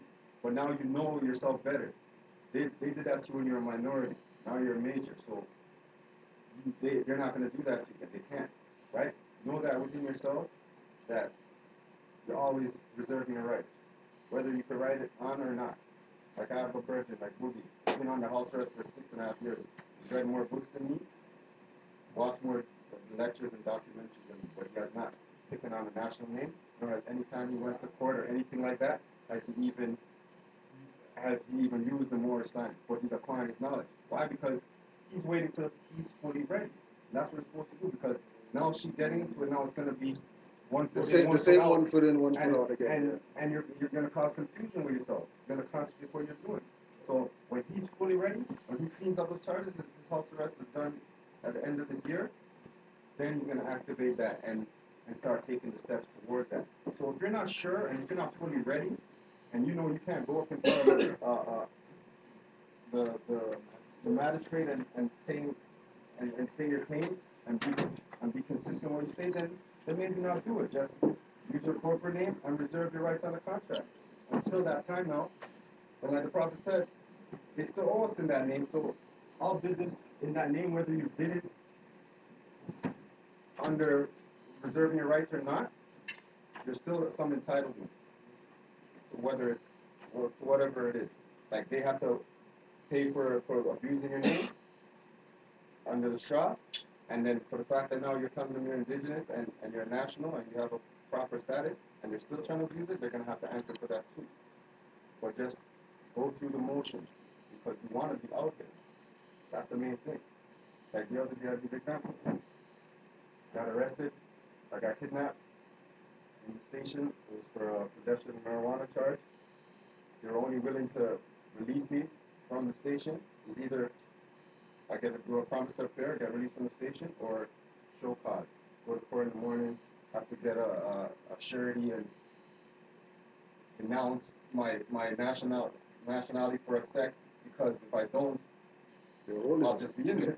So I'm going to have to assume the position of the straw to get that leeway. They can only deal with it in the straw. Exactly. So that's what I mean, pick your spots. So when I got to the station now and I hear them, they're saying they're going to release me, and then they're saying, oh, under the straw, he has a big criminal record. Not once have I told them on the straw, but they know me, they're aware. So they equate the two names, and then they say, okay, well, we're charging the corporate guy. The whole time I'm telling them who I am. Get to the station, they decide they're not going to let me go because of the extensive criminal record. So me being the more I am and the diplomat that I am, I banged on the door. I said, could I talk to you guys for a sec? So regardless, you let me go there or the state or the court, I'm getting out. So let's stop wasting time. Well, you claim to be this and and our staff sergeant's not going to let you go if you claim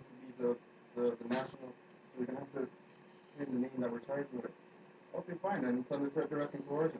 No, you can't do that. In my mind, I'm like, I'm not staying here all night. I'm not going to a boat camp. I'm not going to the court. I'm not staying there all day. I'm not waiting, getting bail and waiting 4 hours after that to get the bail. All right, but I'm reserving my rights. Okay, fine. I get there, all rights reserved. I sign the corporate name. It's in the station.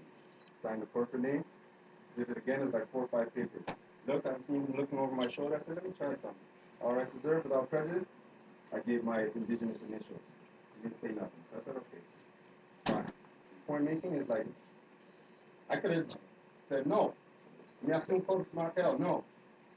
I could be in there right now still. So you have to pick your spot. I didn't give up none. So now my first day of court, what I do, went in. Like I know it was under threat of arrest, but I had to say I was this person to get out, so it's all good for me. I'm not worried about that. I get there now, right away, put my status on the record. Oh, you see the charges that they were drawn. Pardon? Why? Because I was consistent. Never once, from the time they kidnapped me or the time they're about to, I was Yasu. To out. Exactly. Exactly. So as soon as I got there that day, I'm ready to fight for months now, like adjourn. First appearance, thrown out. I had to ask them to make sure. Okay, thank you. And then right, she told me there was a deposition. You told me to get Deposition. There's something on written to make sure that no charges are actually drawn. Because what happened when they charged me this one, the reason why they actually took me to the station is because they said I had a previous charge, which I had just finished dealing with. But on their system, it's showing. It's still showing. All of that too, a lot of that stuff too is just bullshit too, what they say, right? You don't know, you're always not going to support information at the point, and they're there. So what the son is saying is just, you pick your battles. What I'm saying, the fight is never at the moment of arrest. It's always at the end. Exactly. Because those those at the end that you put down your those security guards and police force will tell you too. Right. Because I'll be stealing, going off on them. Like, don't tell me. We're not trying to hear that. Like, you understand? I'm not even saying you're wrong. They're never to tell me I'm wrong. They're like, but we're doing our part. This is not that venue. You have to take it to that venue. So I'm like, okay, you know what? So sometimes I won't even, if I see their peak interest, I'll reason with them just so that I can educate them a bit. But if I see they're trying to be snitch and they don't really care, then I'm not even talking. Do what you do. Let me go handle it where I'm supposed to handle it. This is just something too. Your situation, Talk up some more. your situation, what's going to happen eventually is you're going to be in a tribunal where they're going to have one of their so-called doctors, you on either side, and you're going to be battling on this paperwork. That's what, because ultimately all of it's decided in the so-called courts. Right? All the stuff that's going on the physical level are just the minions.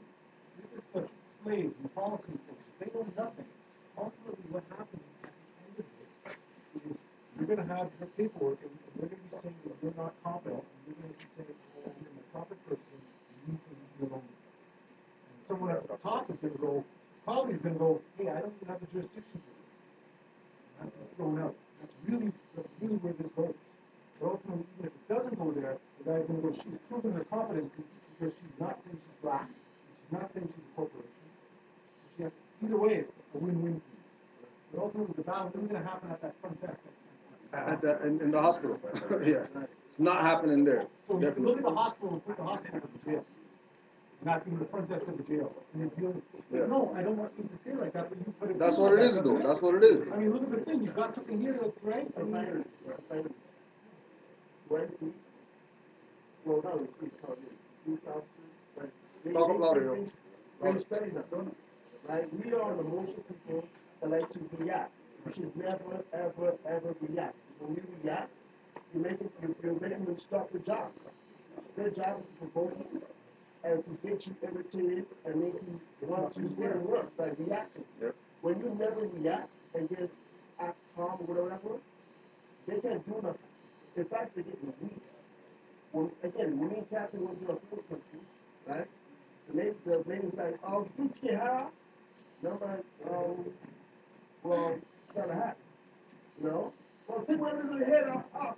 I go, it's not whatever it is. It's not what it is. It's the fence. Okay, take the fence off. I go, who? We spent literally like 20 minutes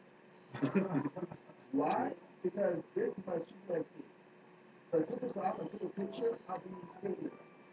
If they got facts of feds, then that's warfare. It's like having a Hindustani without a turban on. Exactly, that's warfare. They captured me, and I they prove of it in their own newspapers. And they would never tell a Punjabi take off his turban. Right. Never. This whole time, I'm like, I'm not saying not to take it off. If you want it off, you take it off. Here, my hands are behind my back. It's not moving. Take it off. I put my hands like near the man's lap. He's like, whoa, whoa. I'm like, yeah. So basically, they just gave up on that. They're like, yo, we can't do nothing to this dude. So they didn't do the Philippine stuff, right? And I don't find that, because that's their fault. I don't photograph, I don't photo shoot. So they did fingerprints and give them that. And when they're done, I'll shake their hand like, thank you very much. Thanks for business. Thanks for business. Each and I shut for a week. Because he met a different man. Different, yeah. He expected a Frequency's reaction. Like, different. get out of here. You guys done? I'm like, thank you, sir. I'm like, thank you, sir. Thank you, sir. I was like, thank you, sir. I was like, thank you. Yeah. You know? And they're like, who can we just let in? Like, who is this guy? Yeah. But they're not expecting this person who's not reactionary. We have to think about this. There's something reactionary and be thinkers. And a fight on an hour level, not drinking. And then also the last thing with the policies is they're the least educated ones out of all of them. Right. So that's the last guy that you want to Exactly. That's the, It's all more. that's the last guy. That's the last guy. He's the lowest guy in the totem pole. He's the last one you want to be having any conversation with. But that's where they got you. They got you because he's the one being most physical with you. So he's the one that you're the most scared of, and that's where he's talking about your emotions and your reactions. And at that point, you have to do some Zen shit. Exactly. Just like sort of like, okay, I'm calm, Yeah. and they'll leave you alone. Yeah, you're funny. Right. Yo, When I was, even when cause check. you know, what happened? When they took time to take their hands out, the girl went from 4 years old to 20 to 13 to 5. Like her age is going lower and Yeah. lower. Oh my gosh, man. Oh my gosh. Like, and I'm like, how old are you? Like, you're an old ass lady. You know what I'm saying? Yeah. She's an old ass lady. And she's acting so mature. And the whole age is like, yo, these people are now exposed themselves. They have no power over you. In fact, they're acting like kids right now. Yeah. And I'm the only person there acting and talking like, you're not talking like that. I understand, man. I understand. I'm talking politely. Yeah. There's no energy of them being to rebut or react towards me because I'm like, okay, thank you very much, appreciate it. Even when I was being detained, it was cold. It's like December 30th, whatever. This is the one lady cop a zip-like jacket, and she checked me, whatever. You gotta do, you know. I'm like this, and then she's like, I'm like, excuse me, please, look, jack it up. Oh, you want to take a big jacket?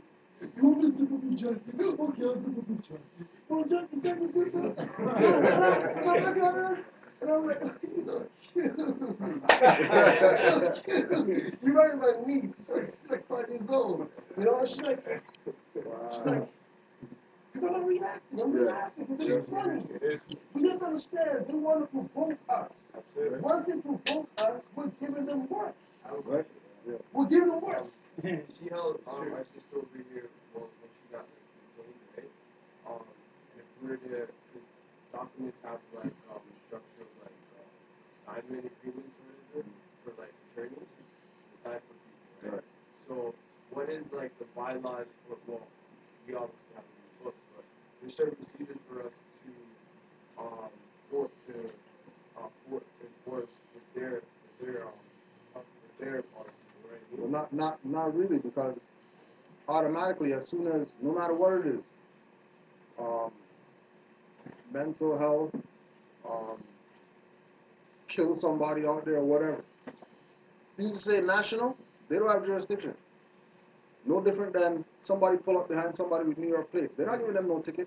But we have jurisdiction over doing the administration for our sister or whoever gets detained with it. Yeah. You know what I mean? For putting in the legal documents. Yeah, but that's what I'm saying. The instant that she said El Bay, Yes. the corporate people are supposed to be like, oh, sorry, didn't mean to bother you or whatever, and leave it alone. What if she needed something? Like, what if she needed assistance by the hospital, and we co-sign as attorney, so the doctor cannot do any procedures with asking us as co-signers. Yeah, but I mean, but she could do that. Same thing. You know what I mean? I'm here to get whatever. Just like when we in '08 when we had the situation with the sister.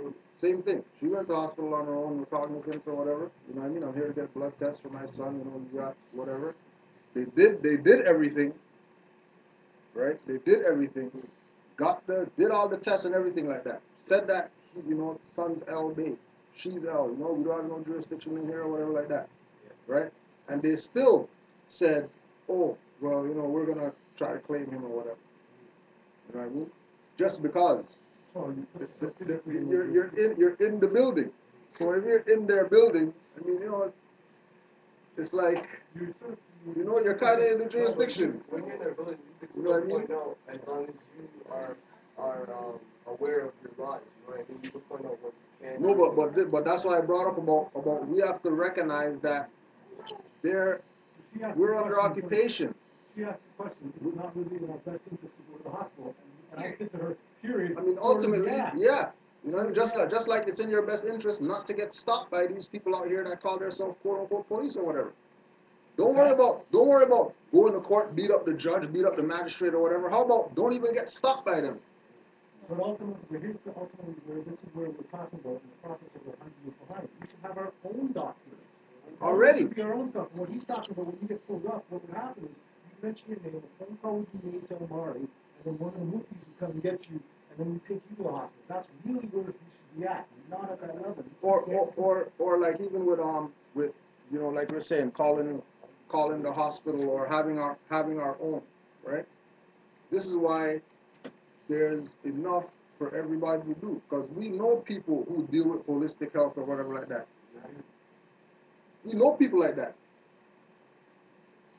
they can have their own practice if they want to, but do they recognize themselves? Do they recognize that they are the quote unquote doctor or hospital or whatever like that? Or are they just, you know, well, I need to go and register my business and then I'm going to be a practitioner or whatever? You don't need to register with them if you're a national. You just exercise what it is that, be what you know. You know what I mean? Just be what you know, right? And again, it comes back to the thing, like with beginning a class, reading the stuff to be read every meeting, because dirty more than ain't done it.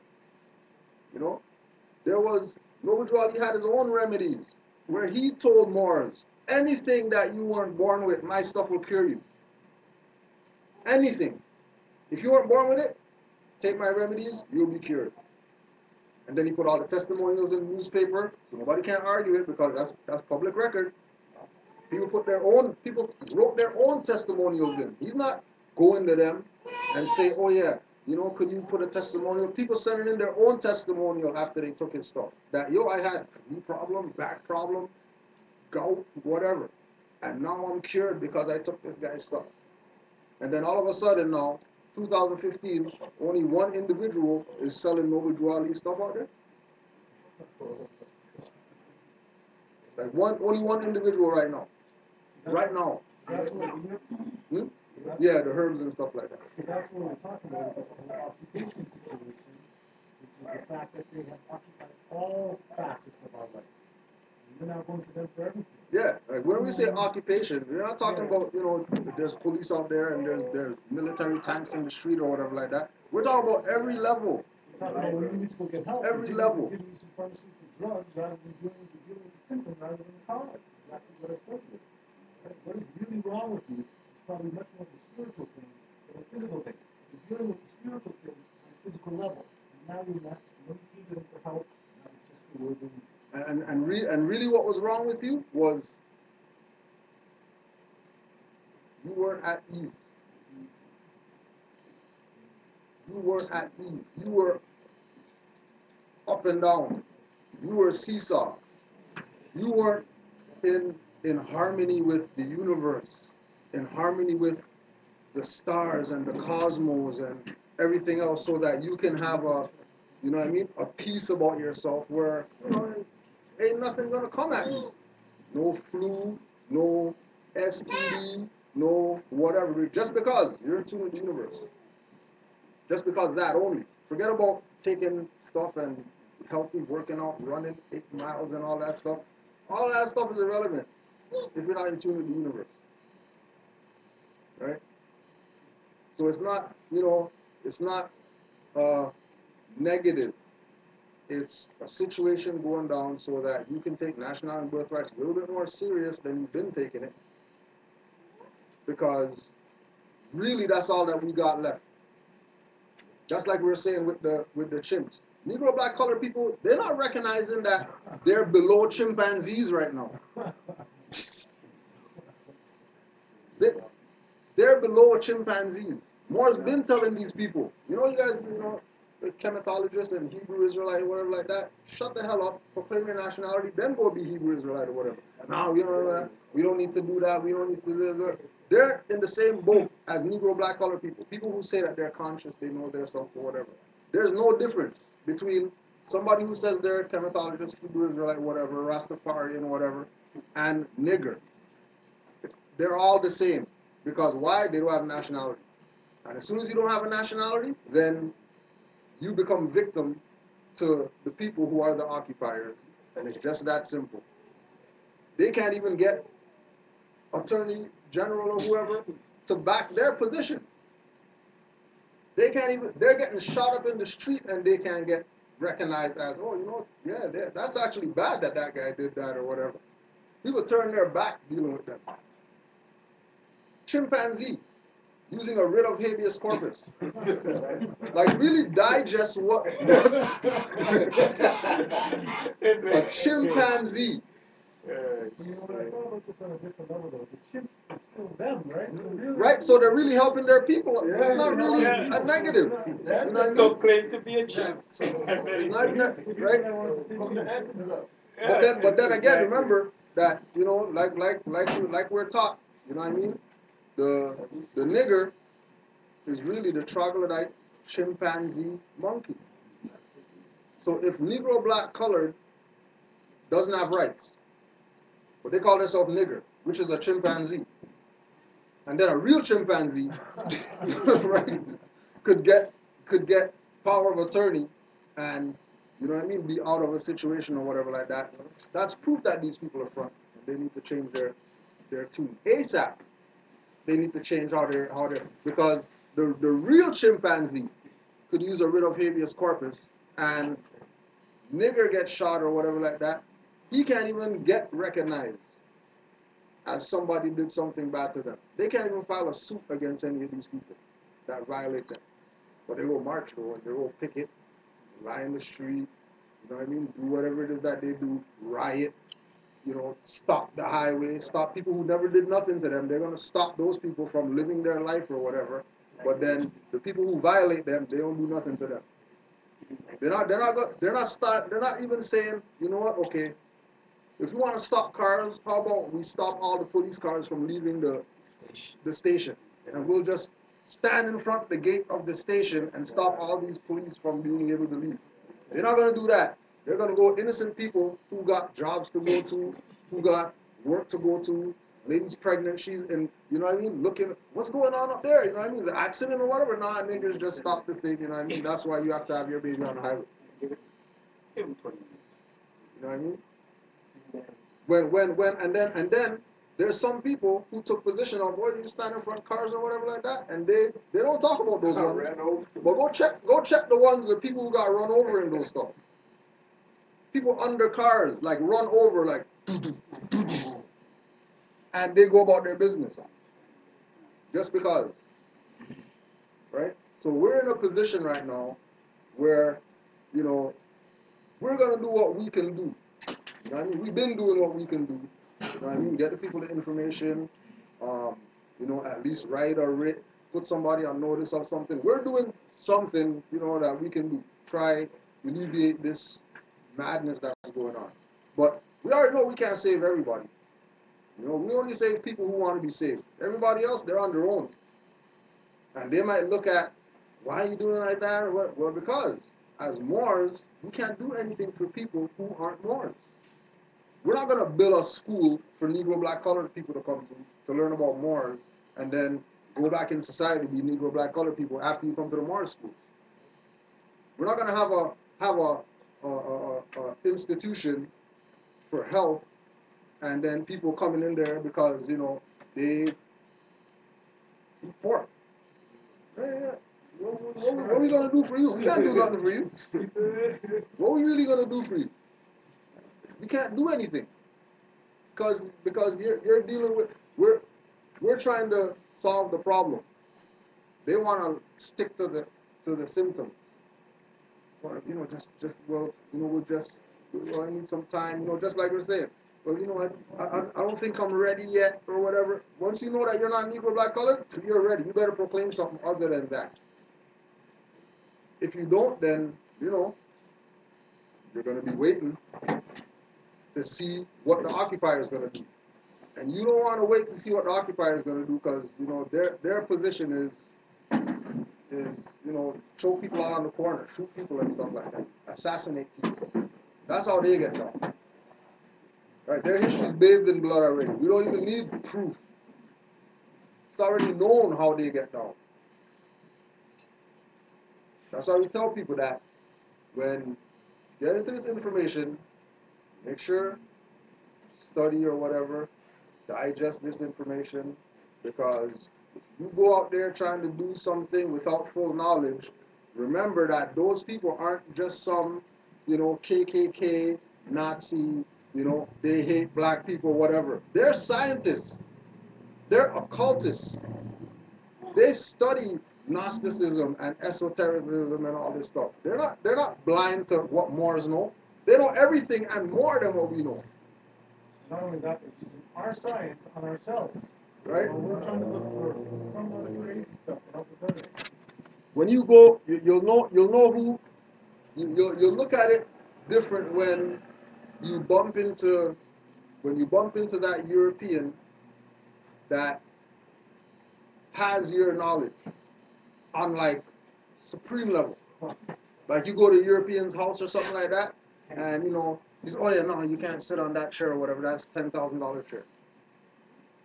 Where do you get that chair from? Oh yeah, that chair was chair from the Masonic lodge of the whatever that they gave to me or whatever. Where they get that from? Oh yeah, somebody from Fez, Morocco or whatever donated that to whatever, and nobody can't touch that. Or they got carpet in their house, $10,000 carpet. And then we're talking about Walmart to go buy carpets or whatever. And these guys have Nefertiti carpet, you know what I mean, with tassels on it and stuff like that. They obviously know something. Even these same people that you're dealing with, you know what I mean?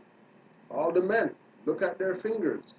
Like when you're walking in there, walk through the parking lot. Find all the cars with the little thing on it, a little decal. And they got the stick on it with the G on it, you know what I mean? They know what's up.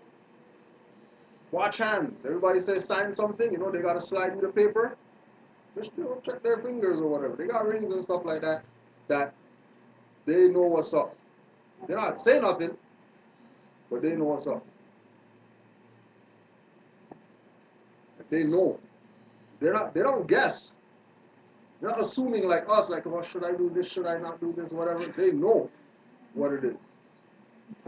And once we take that position, once we take the position of recognizing what it is that Noble Drew Ali actually, like, what did he really do? When he said you're not Negro, black, colored, you're Moors, what did he really do when he did that? It, like, for us, in our mind, for our spirit, that's a high ritual that he did. Without touching us, without laying you down, giving you the massage and all that type of stuff.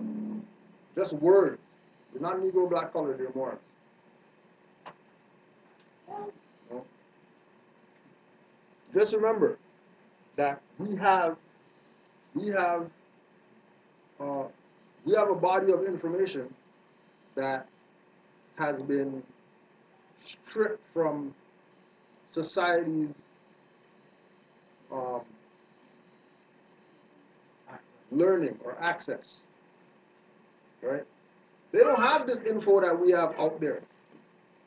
And the only way that you're going to get it is if you go to some lodge or something like that, or if you go to that section in the library where you need membership to go in there. Not just the common stuff, any book on the shelf you could just pull down or whatever like that. The information that we have is in Library of Congress and stuff like that. The information that we have is in the Smithsonian Institute.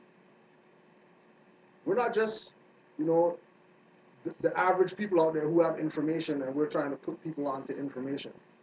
We have a level of information that is not accessible to the public. They're not just going to go out there and find the stuff that we talk about. You know what I mean? And if they ask for it, they're going to get lied to. Because ain't nobody giving Negro, Black, colored people back their birthright. They're going to go claim it. And if they don't want to claim it, hey, cool. Chimpanzee, you're going to get your rights. We're going to take all your rights and we're going to give it to chimpanzees, whales, sharks, whoever else, whatever else is willing to be in harmony with the universe. Right? We're at 308. Anybody got any questions? No questions? Everybody's clear? There was one that I got an email for. Regarding nationality and birthrights.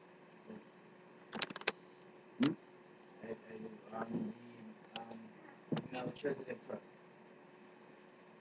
We are to put a name for it with that? With the? With the Melchizedek Trust.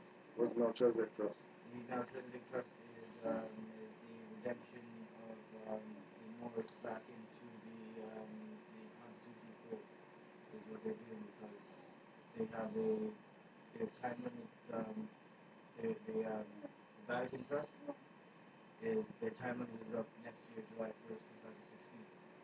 So the Melchizedek Trust is now the new trust that is the Moors Trust. Created by who?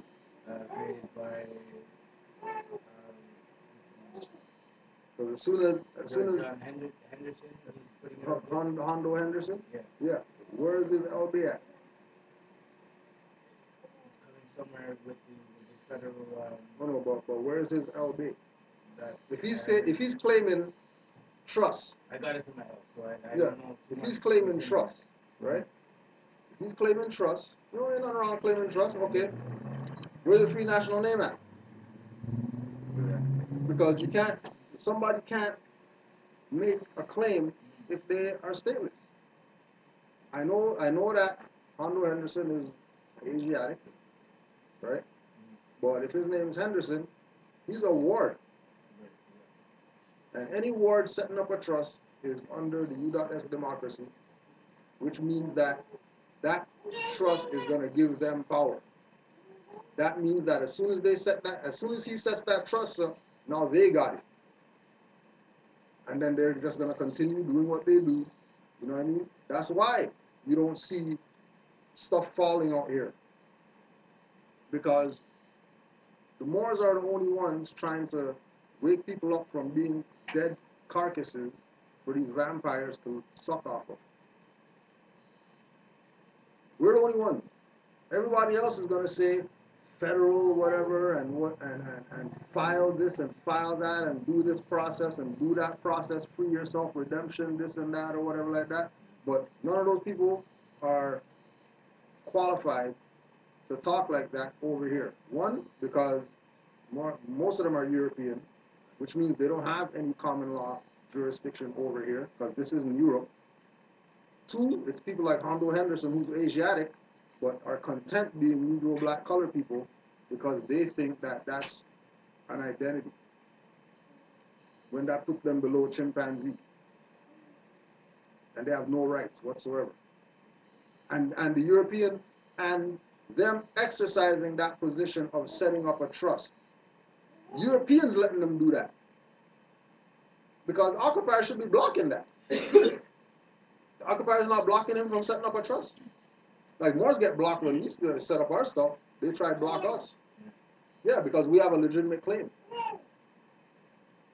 Well, the Melchizedek Trust is, as far as I see it, it's something of that was inevitable to happen anyway. Question. Does it supersede the Noble Juari Trust? as Or let's put it like this. Who's your prophet? Henderson or Noble Drew Ali? dropping on the All right. So as soon as we go there, then But it is. whoever says whatever, they will have no claim. As long as we're not saying, like, But I'm not seeing really him having to do. He just okay, but kind of put it out there. But Yeah. it has nothing to do with him. It's No. not his.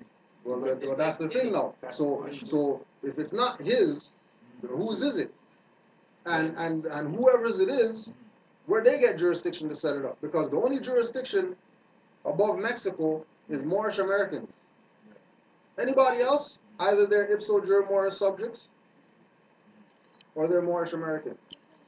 If they're anything else, go back to where you came from, because you don't have jurisdiction here But the majority of to make any Americans claims. is from North. Yeah, oh yeah, I know. Yeah, yeah. I know. That's why I'm talking how I'm talking. is there, Yeah, because I know it's Moors that are pushing Henderson before they push the Prophet.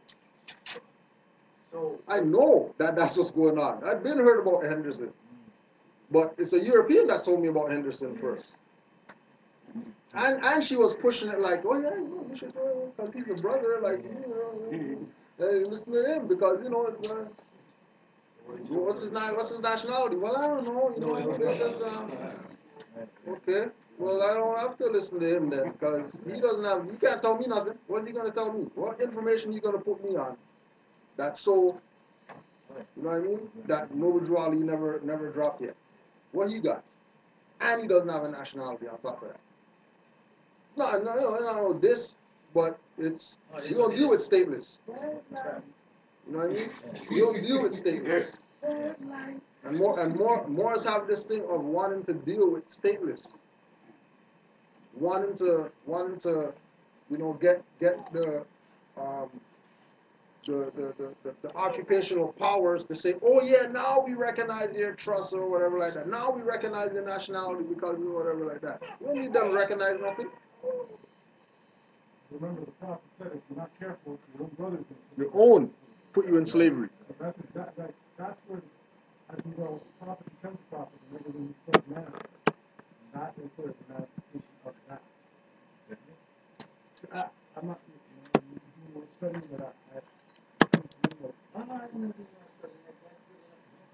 Like, and again, like you know, it was just this week. This thing, you know, people are saying stuff. You know what I mean? Just like query. Oh, you know, the prophet also said too, or at least in the Quran, it said a wise man is always questioning. So nothing wrong. You should always be able to question everything. don't take nothing for face value. Question everything. If the truth remains the truth, you are falsehood. Right? So whatever he's dropping might be foolproof or whatever. But you got no Elmer Bay or nothing like that? They Ali nothing?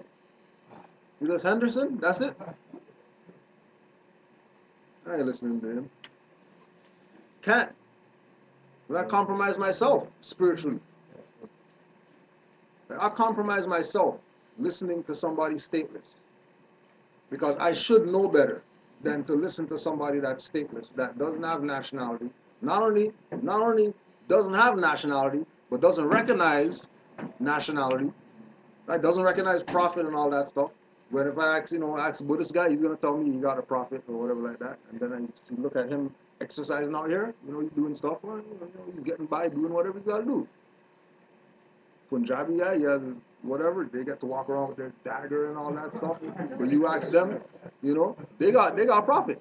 They got somebody that they hold up, that they say, yeah, you know, walk down the street, hold his picture up and all that type of stuff. Right? I guess, you know, it's a standard to have a prophet.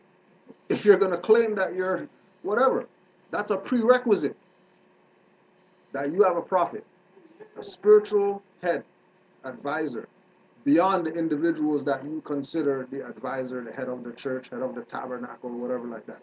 Somebody that's you know, somebody that's abstract, you know. European has a prophet, he's our prophet, and they changed. Right. European even has a prophet. So he was our prophet. Right. That was ours. Even the European knows what's up. and then they have their prophet. You know what I mean? But they It might can't not show- be they legit. can't show legit, right? Yeah. Then it connects us, Right. Nobody's gonna check in. You know? Yeah, I know, right? You know what I'm saying? Jesus. Yeah. You know? Yeah. You know what I mean? They made a prophet. No, They took created ours. a prophet. They took You know what I ours mean? and Yeah. pretended like it was his. Yeah. Change Right. And then had us praying to him. Which gave our energy to him. Right. Which is how they, you know, even got where they are in the first place. It's the jacking energy, Vampires. right? Taking energy. And that's that's the game right now, because they already know that, you know, that's the only currency left. No fiat left. You know, and then even when we say fiat is, you know, we're like 800 times removed from fiat. Like what we have here, and we're using it. We say, oh yeah, you know, fiat. That's not fiat no more. That's just paper. Not even paper, plastic. It's not even paper no more. It's not even fiat. Can't even be classified as fiat, because fiat is really the third stage. So you put the gold in, and then they give you a receipt, right? Okay, then there's that. Okay, there's that level. Then after that, they got rid of that and then created something else.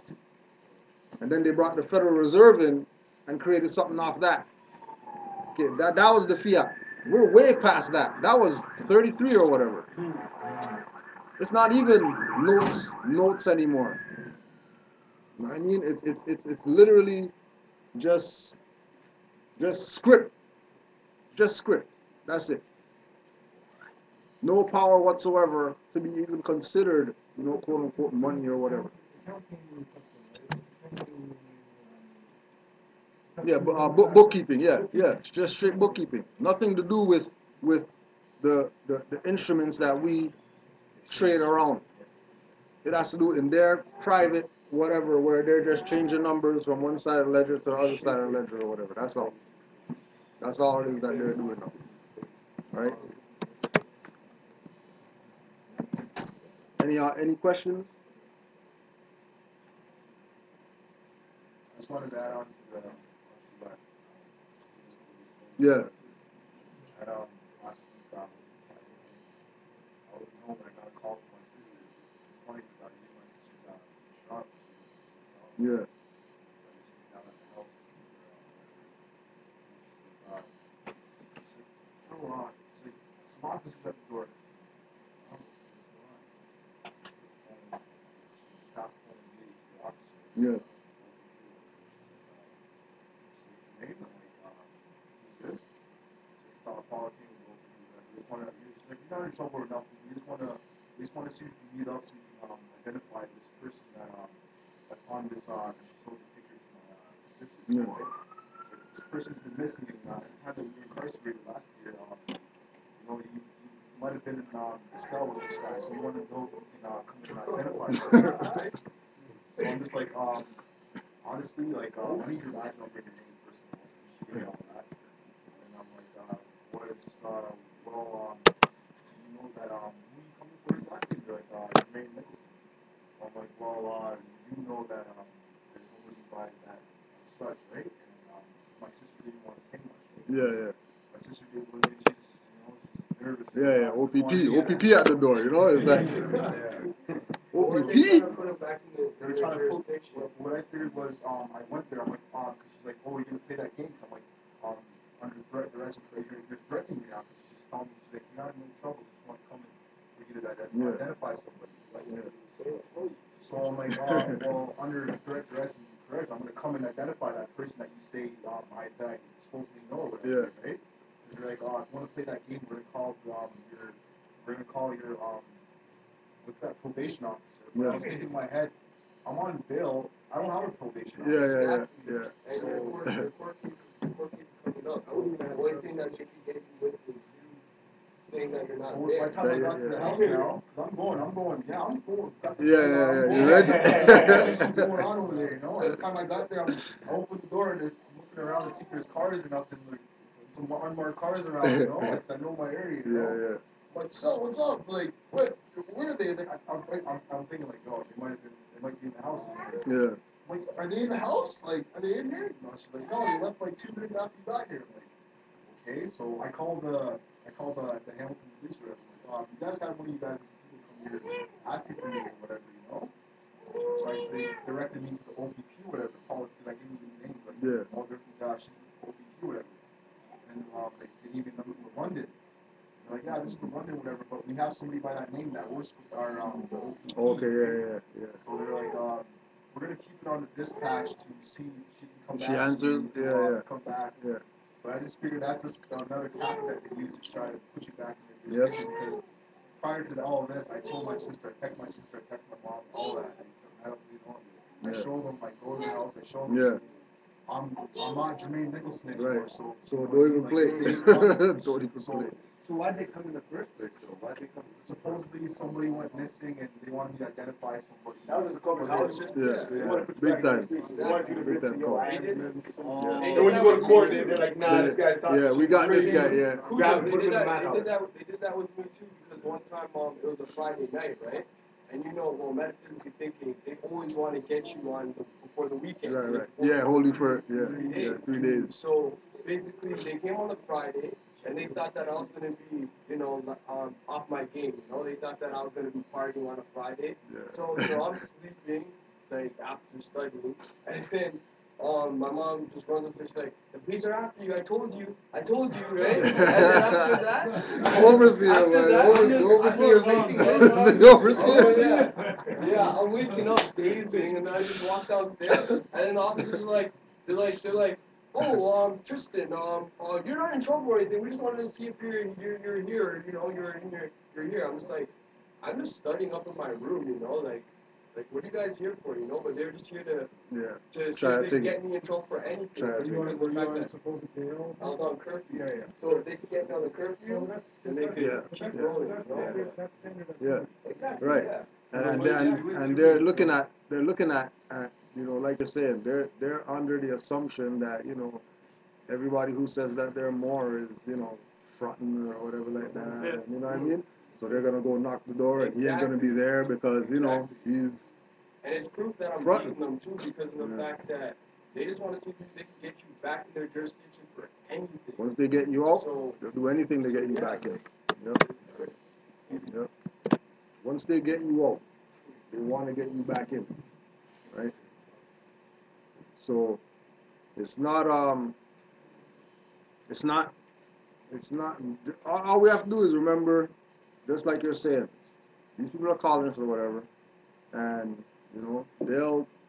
they'll make up stuff off the fly just to see if they can get some jurisdiction. Because once we say that we're national, they don't have any, and they're in a position because regardless of whatever happened or went down, when you say you're national and you put your nationality out there, now they're in hot water now for everything that they did before. You know what I mean? Because that's why Drew Ali said, you are what your ancient mothers and forefathers are today, without doubt or contradiction. Which means they already know that we're Moors. And they're going on our ignorance that we're Negro, black, colored people. Not them. They don't say that. So when you go check their books or whatever, they say that they know who the Moors are. You know what I mean? They recognize that the Moors are the Negroes and the Negroes are the Indians, and they know what's up. They already know.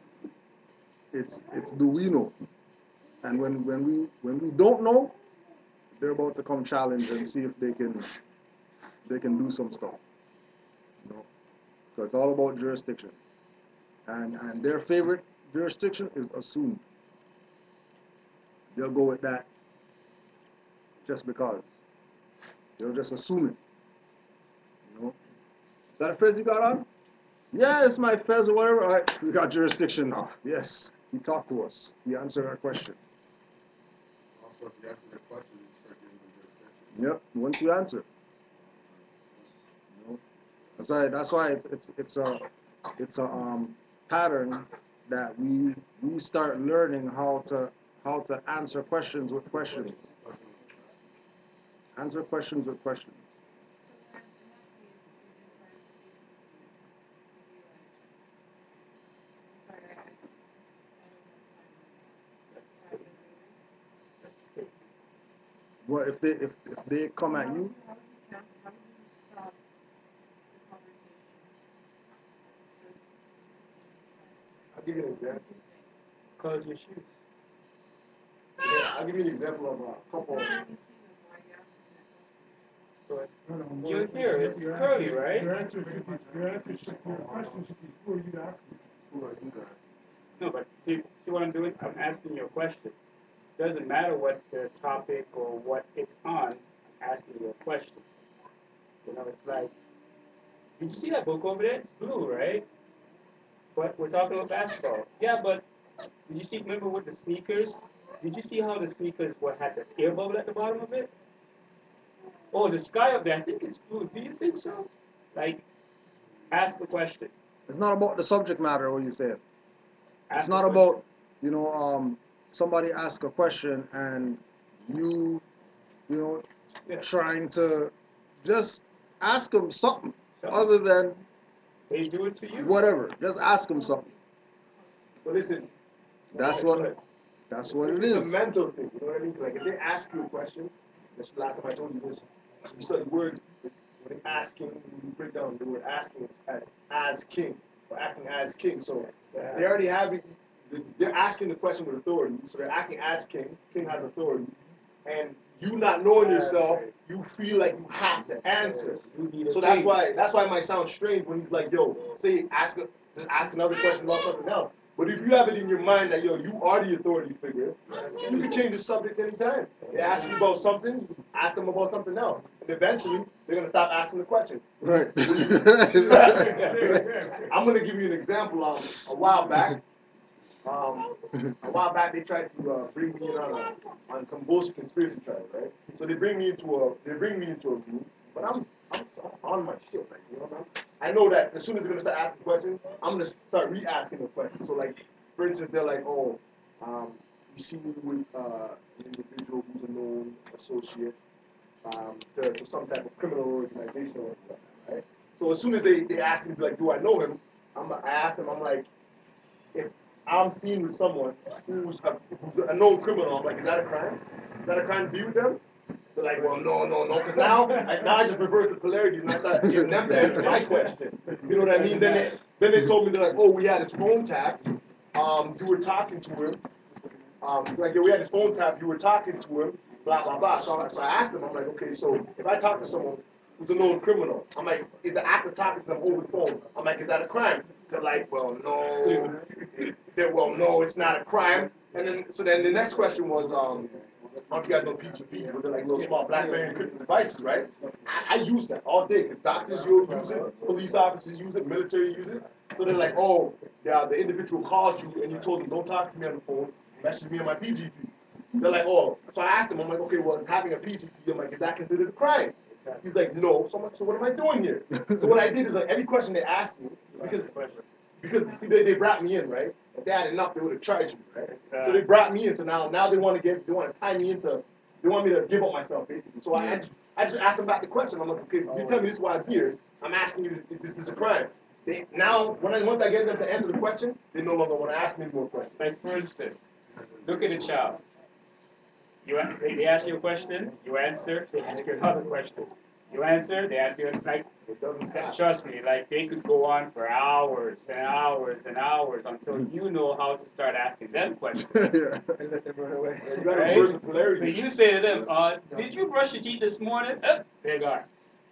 Child will keep asking, and that's what we've learned instinctively as a child. Ask a question.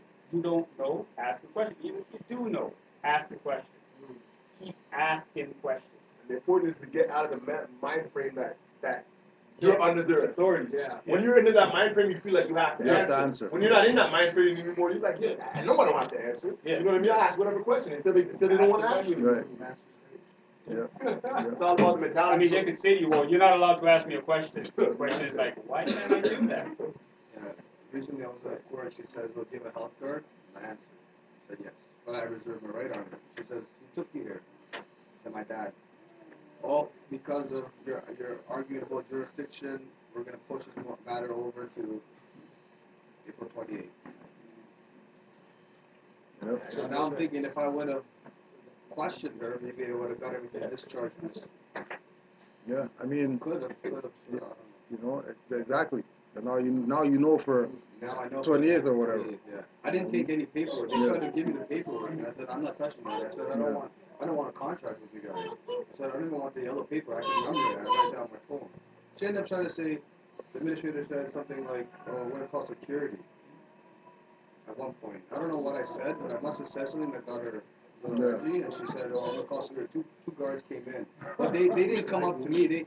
They sat down right away. Right when they came in the door, the first chair that they could sit on, they sat. Yeah.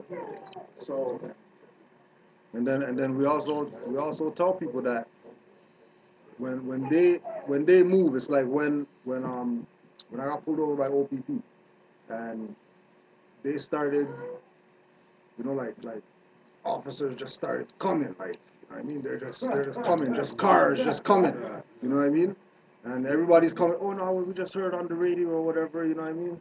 We never heard about this before. We just want to know what's up, like, you know what I mean. Don't worry about anything. Don't worry about, you know what I mean, 5 guys coming, you know what I mean, because really once we start exercising our authority, they realize that they're not it anymore, and once they're not it, now they become spectator, because we're supposed to be Negro, Black, colored people, talking about nationality, birthrights, talking about jurisdiction, whatever like that. How you guys know all those stuff? Like, you're not supposed to have that. You know, where do you get a fez from?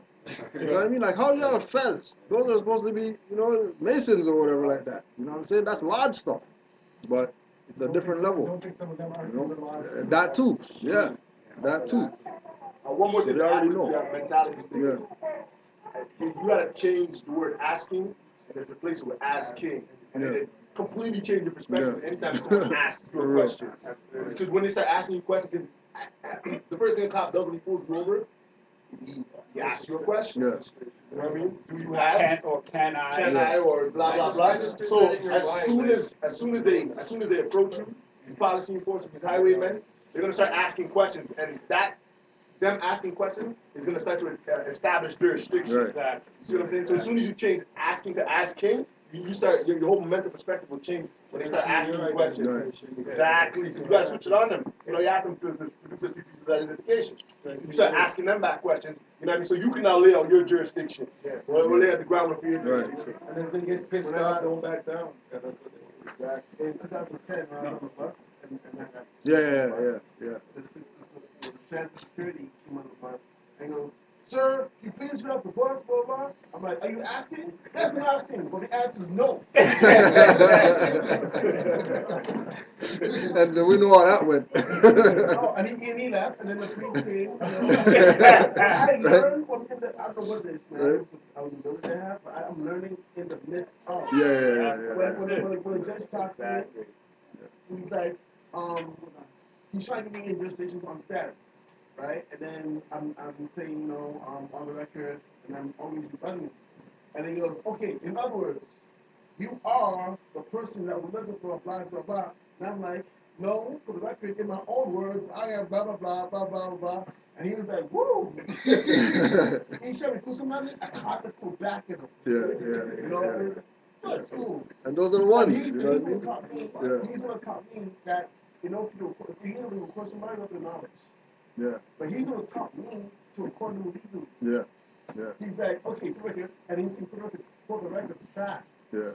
So I'm like, okay, so whenever I talk to your voice, when you come around me, that's for the record, boom, as long as you say for the record, and it's on the recording, Yeah. as long as the recording picks it up, you did good. For the record. Even if they didn't hear what you said. Yeah. Even if they don't understand it. Record. But He was just like, frickin'. I'm like, okay, frickin'. Alright. That's another thing too to implement when you're talking with people that are claiming whatever authority. Say for the record before you say whatever you're saying. Right. Because these little words, it's your, Yeah, because now they have to document. What if you say my honor? Yeah, my honor, your honor. I mean, No, you my know, honor, not your honor. yeah. My honor. Say my honor. Yeah, Yeah. and I'm I mean, speaking for me, because right? you're Yeah. your honor. Yeah. So like, yeah. that's similar as on the record? No, But no, it's no. not- For the record is different. Different for the record. I'm But gonna it's put not- something on the record. It's not my honor because the thing is that they're not even a judge. Exactly, I was gonna say, I wouldn't- Yeah. No, my No, but that's honor, not your not honor. calling him. No, my we're not honor. talking to him, we're talking to You ourselves. said My my honor, honor. You're my not saying honor. mine like you're mine. Yeah. Your Yeah, honor is my- what yeah, my honor. we Yeah. say now. That you're acknowledging when you say your honor. They might perceive it as Well, they're you not saying honorable. mine. Because I was Yeah. asking myself that last time. I Okay. didn't thinking I'm saying your Yeah, honor, yeah, and I'm yeah, saying my yeah. honor They're all the not time. honorable. You're honorable. They're not honorable. My honor Well, you to say me. my as in I'm. My My honor. honor. My You're honor. Yeah, so in other You're words, speaking to him though. no, No. they might think so, Yeah, they but might perceive it that way. But that's perception. Right. But in In reality, actuality, yeah. reality is on my honor, I am, They're honorable. right? They're not honorable. So you might think, like I said, your perception is that they're not judging. Okay, that's fine, but you're speaking on you. You know, you're not worried about what they have to say. I said you always take care of you. Take care of you first, and then you take care of them after. Because in court, there are most people in the hands of the judge, they're judges, they say, your honor, this is that, Yes, that, yes, that. yes. They say, mine. So basically, what you're doing is you're giving them the power already by saying your honor. They don't have it. That's their dominant. Break my neck. All right, Morris. Anyone has questions or anything else? Anybody any more comments or any more words of wisdom, seeds? Black Law Dictionary, edition 4 for sale. Got What? There it is. Black's Law, 4th edition? Yeah. I have one for sale. Donation. Or donation, sorry, I just acquired a 3rd edition, so. Okay, Okay, Yeah. we can negotiate. You got silver? Hey? You have silver? Listen, Yeah, we can negotiate. That's what we gotta start using, people, real money, especially amongst us. Sure. Right here buys them every, what, month, every 2 weeks? How do we do that? How do we keep it within our We have to I start have selling. Yeah, we just Fairly simple. I mean, in terms of the amount of exchange that it is to the debt notes to fiat, we just exchange it that much. So, say for instance, something costs is about 100 notes. So 4 of those will be 100 notes. So we keep it within the amount of how much it's going to be. So every month it fluctuates, keep it in that amount in silver. I still don't get it, but I will explain it. As I said, I gotta. Like this I'll one explain, here, I'll it's about explain. $25. So that's 25, In real right? notes, or fake notes, it's $25. Hmm? This is silver. That's silver. No, the bull. That's Oh, that's the yes, that's the yes. Buffalo. Yeah, the buffalo. okay. That's it. And you feel the weight. 1 ounce. That's a 1 ounce. I'll explain. All right, Morris. Islam to all the Moors. Islam. Give thanks for your time. Also, once again, to put it out there, we are accepting honorable temple membership right now. You can email the Grand Secretary for Canaanland Moors, Amari Elbay, at amarielbay@hotmail.ca. Get your form from him, and everything else will happen after that. Face the east, 5 on the left, 2 on the right. Allah, the Father of the universe. Father of love. Truth. Peace. Freedom. And justice. Allah is my protector. My guide. And my salvation. By night. And by day. Through His holy prophet. Noble Drew Ali. Amen Ra. Islam. Rome will fall. Greetings, this.